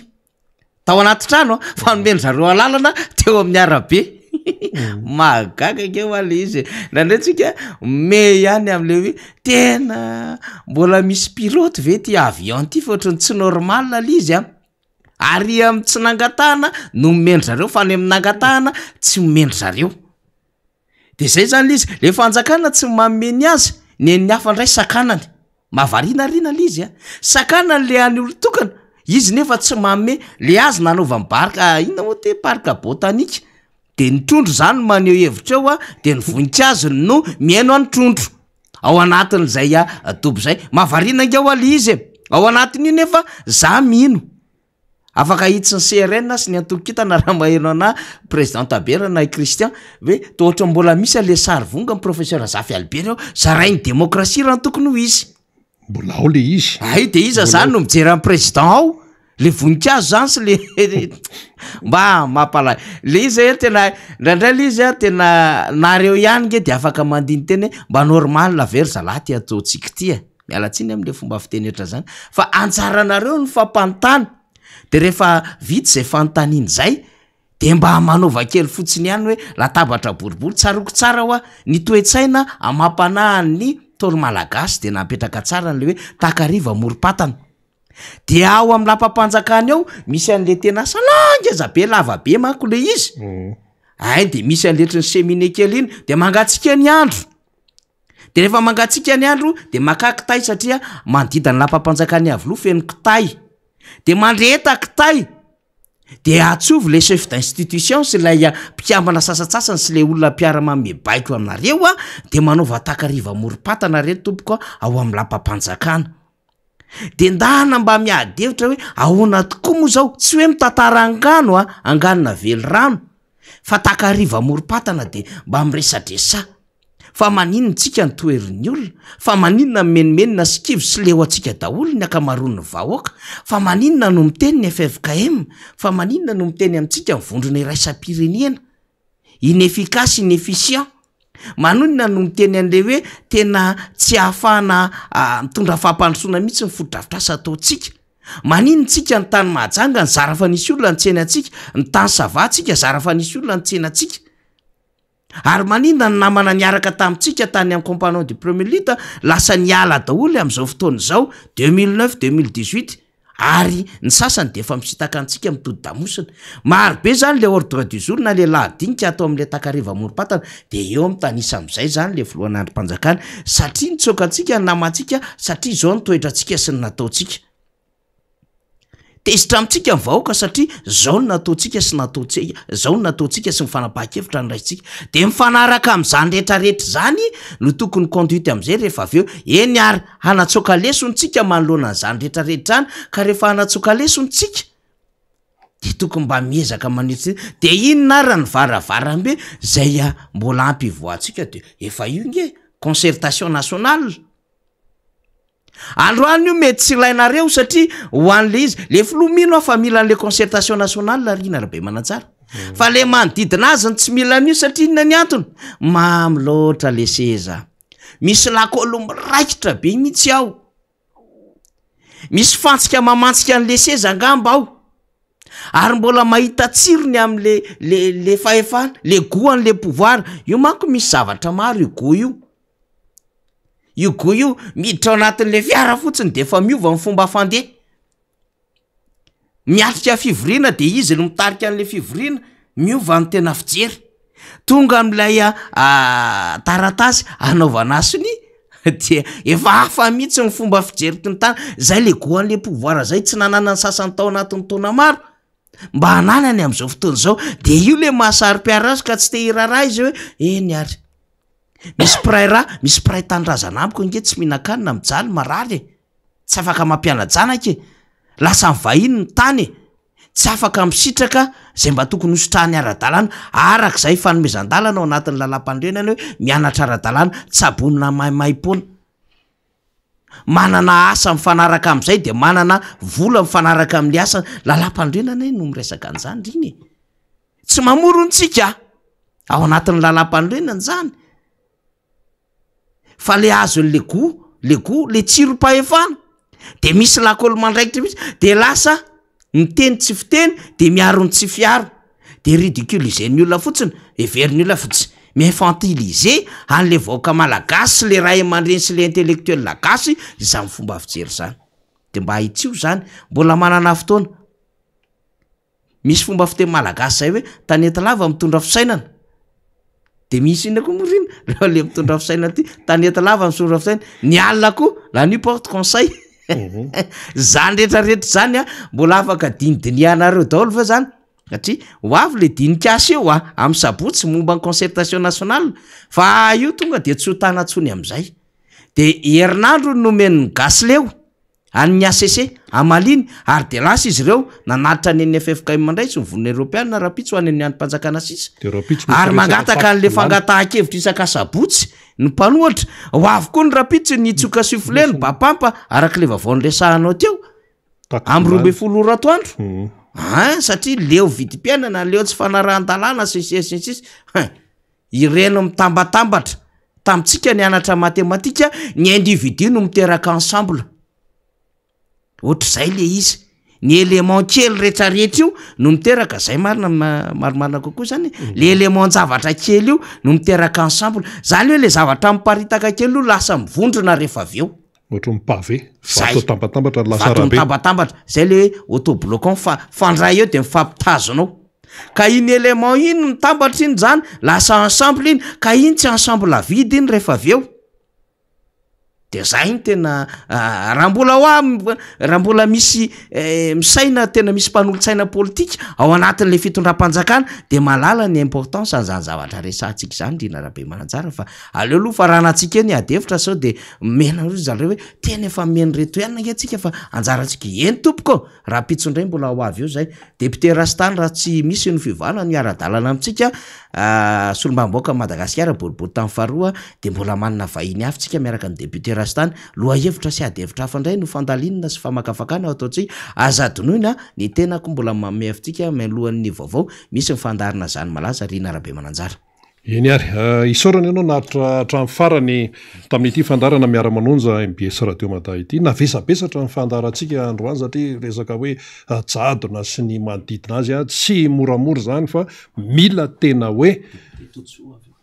tena hoe fantoka tsara mihitsy zany manaraka an'ireny raharaha reny satria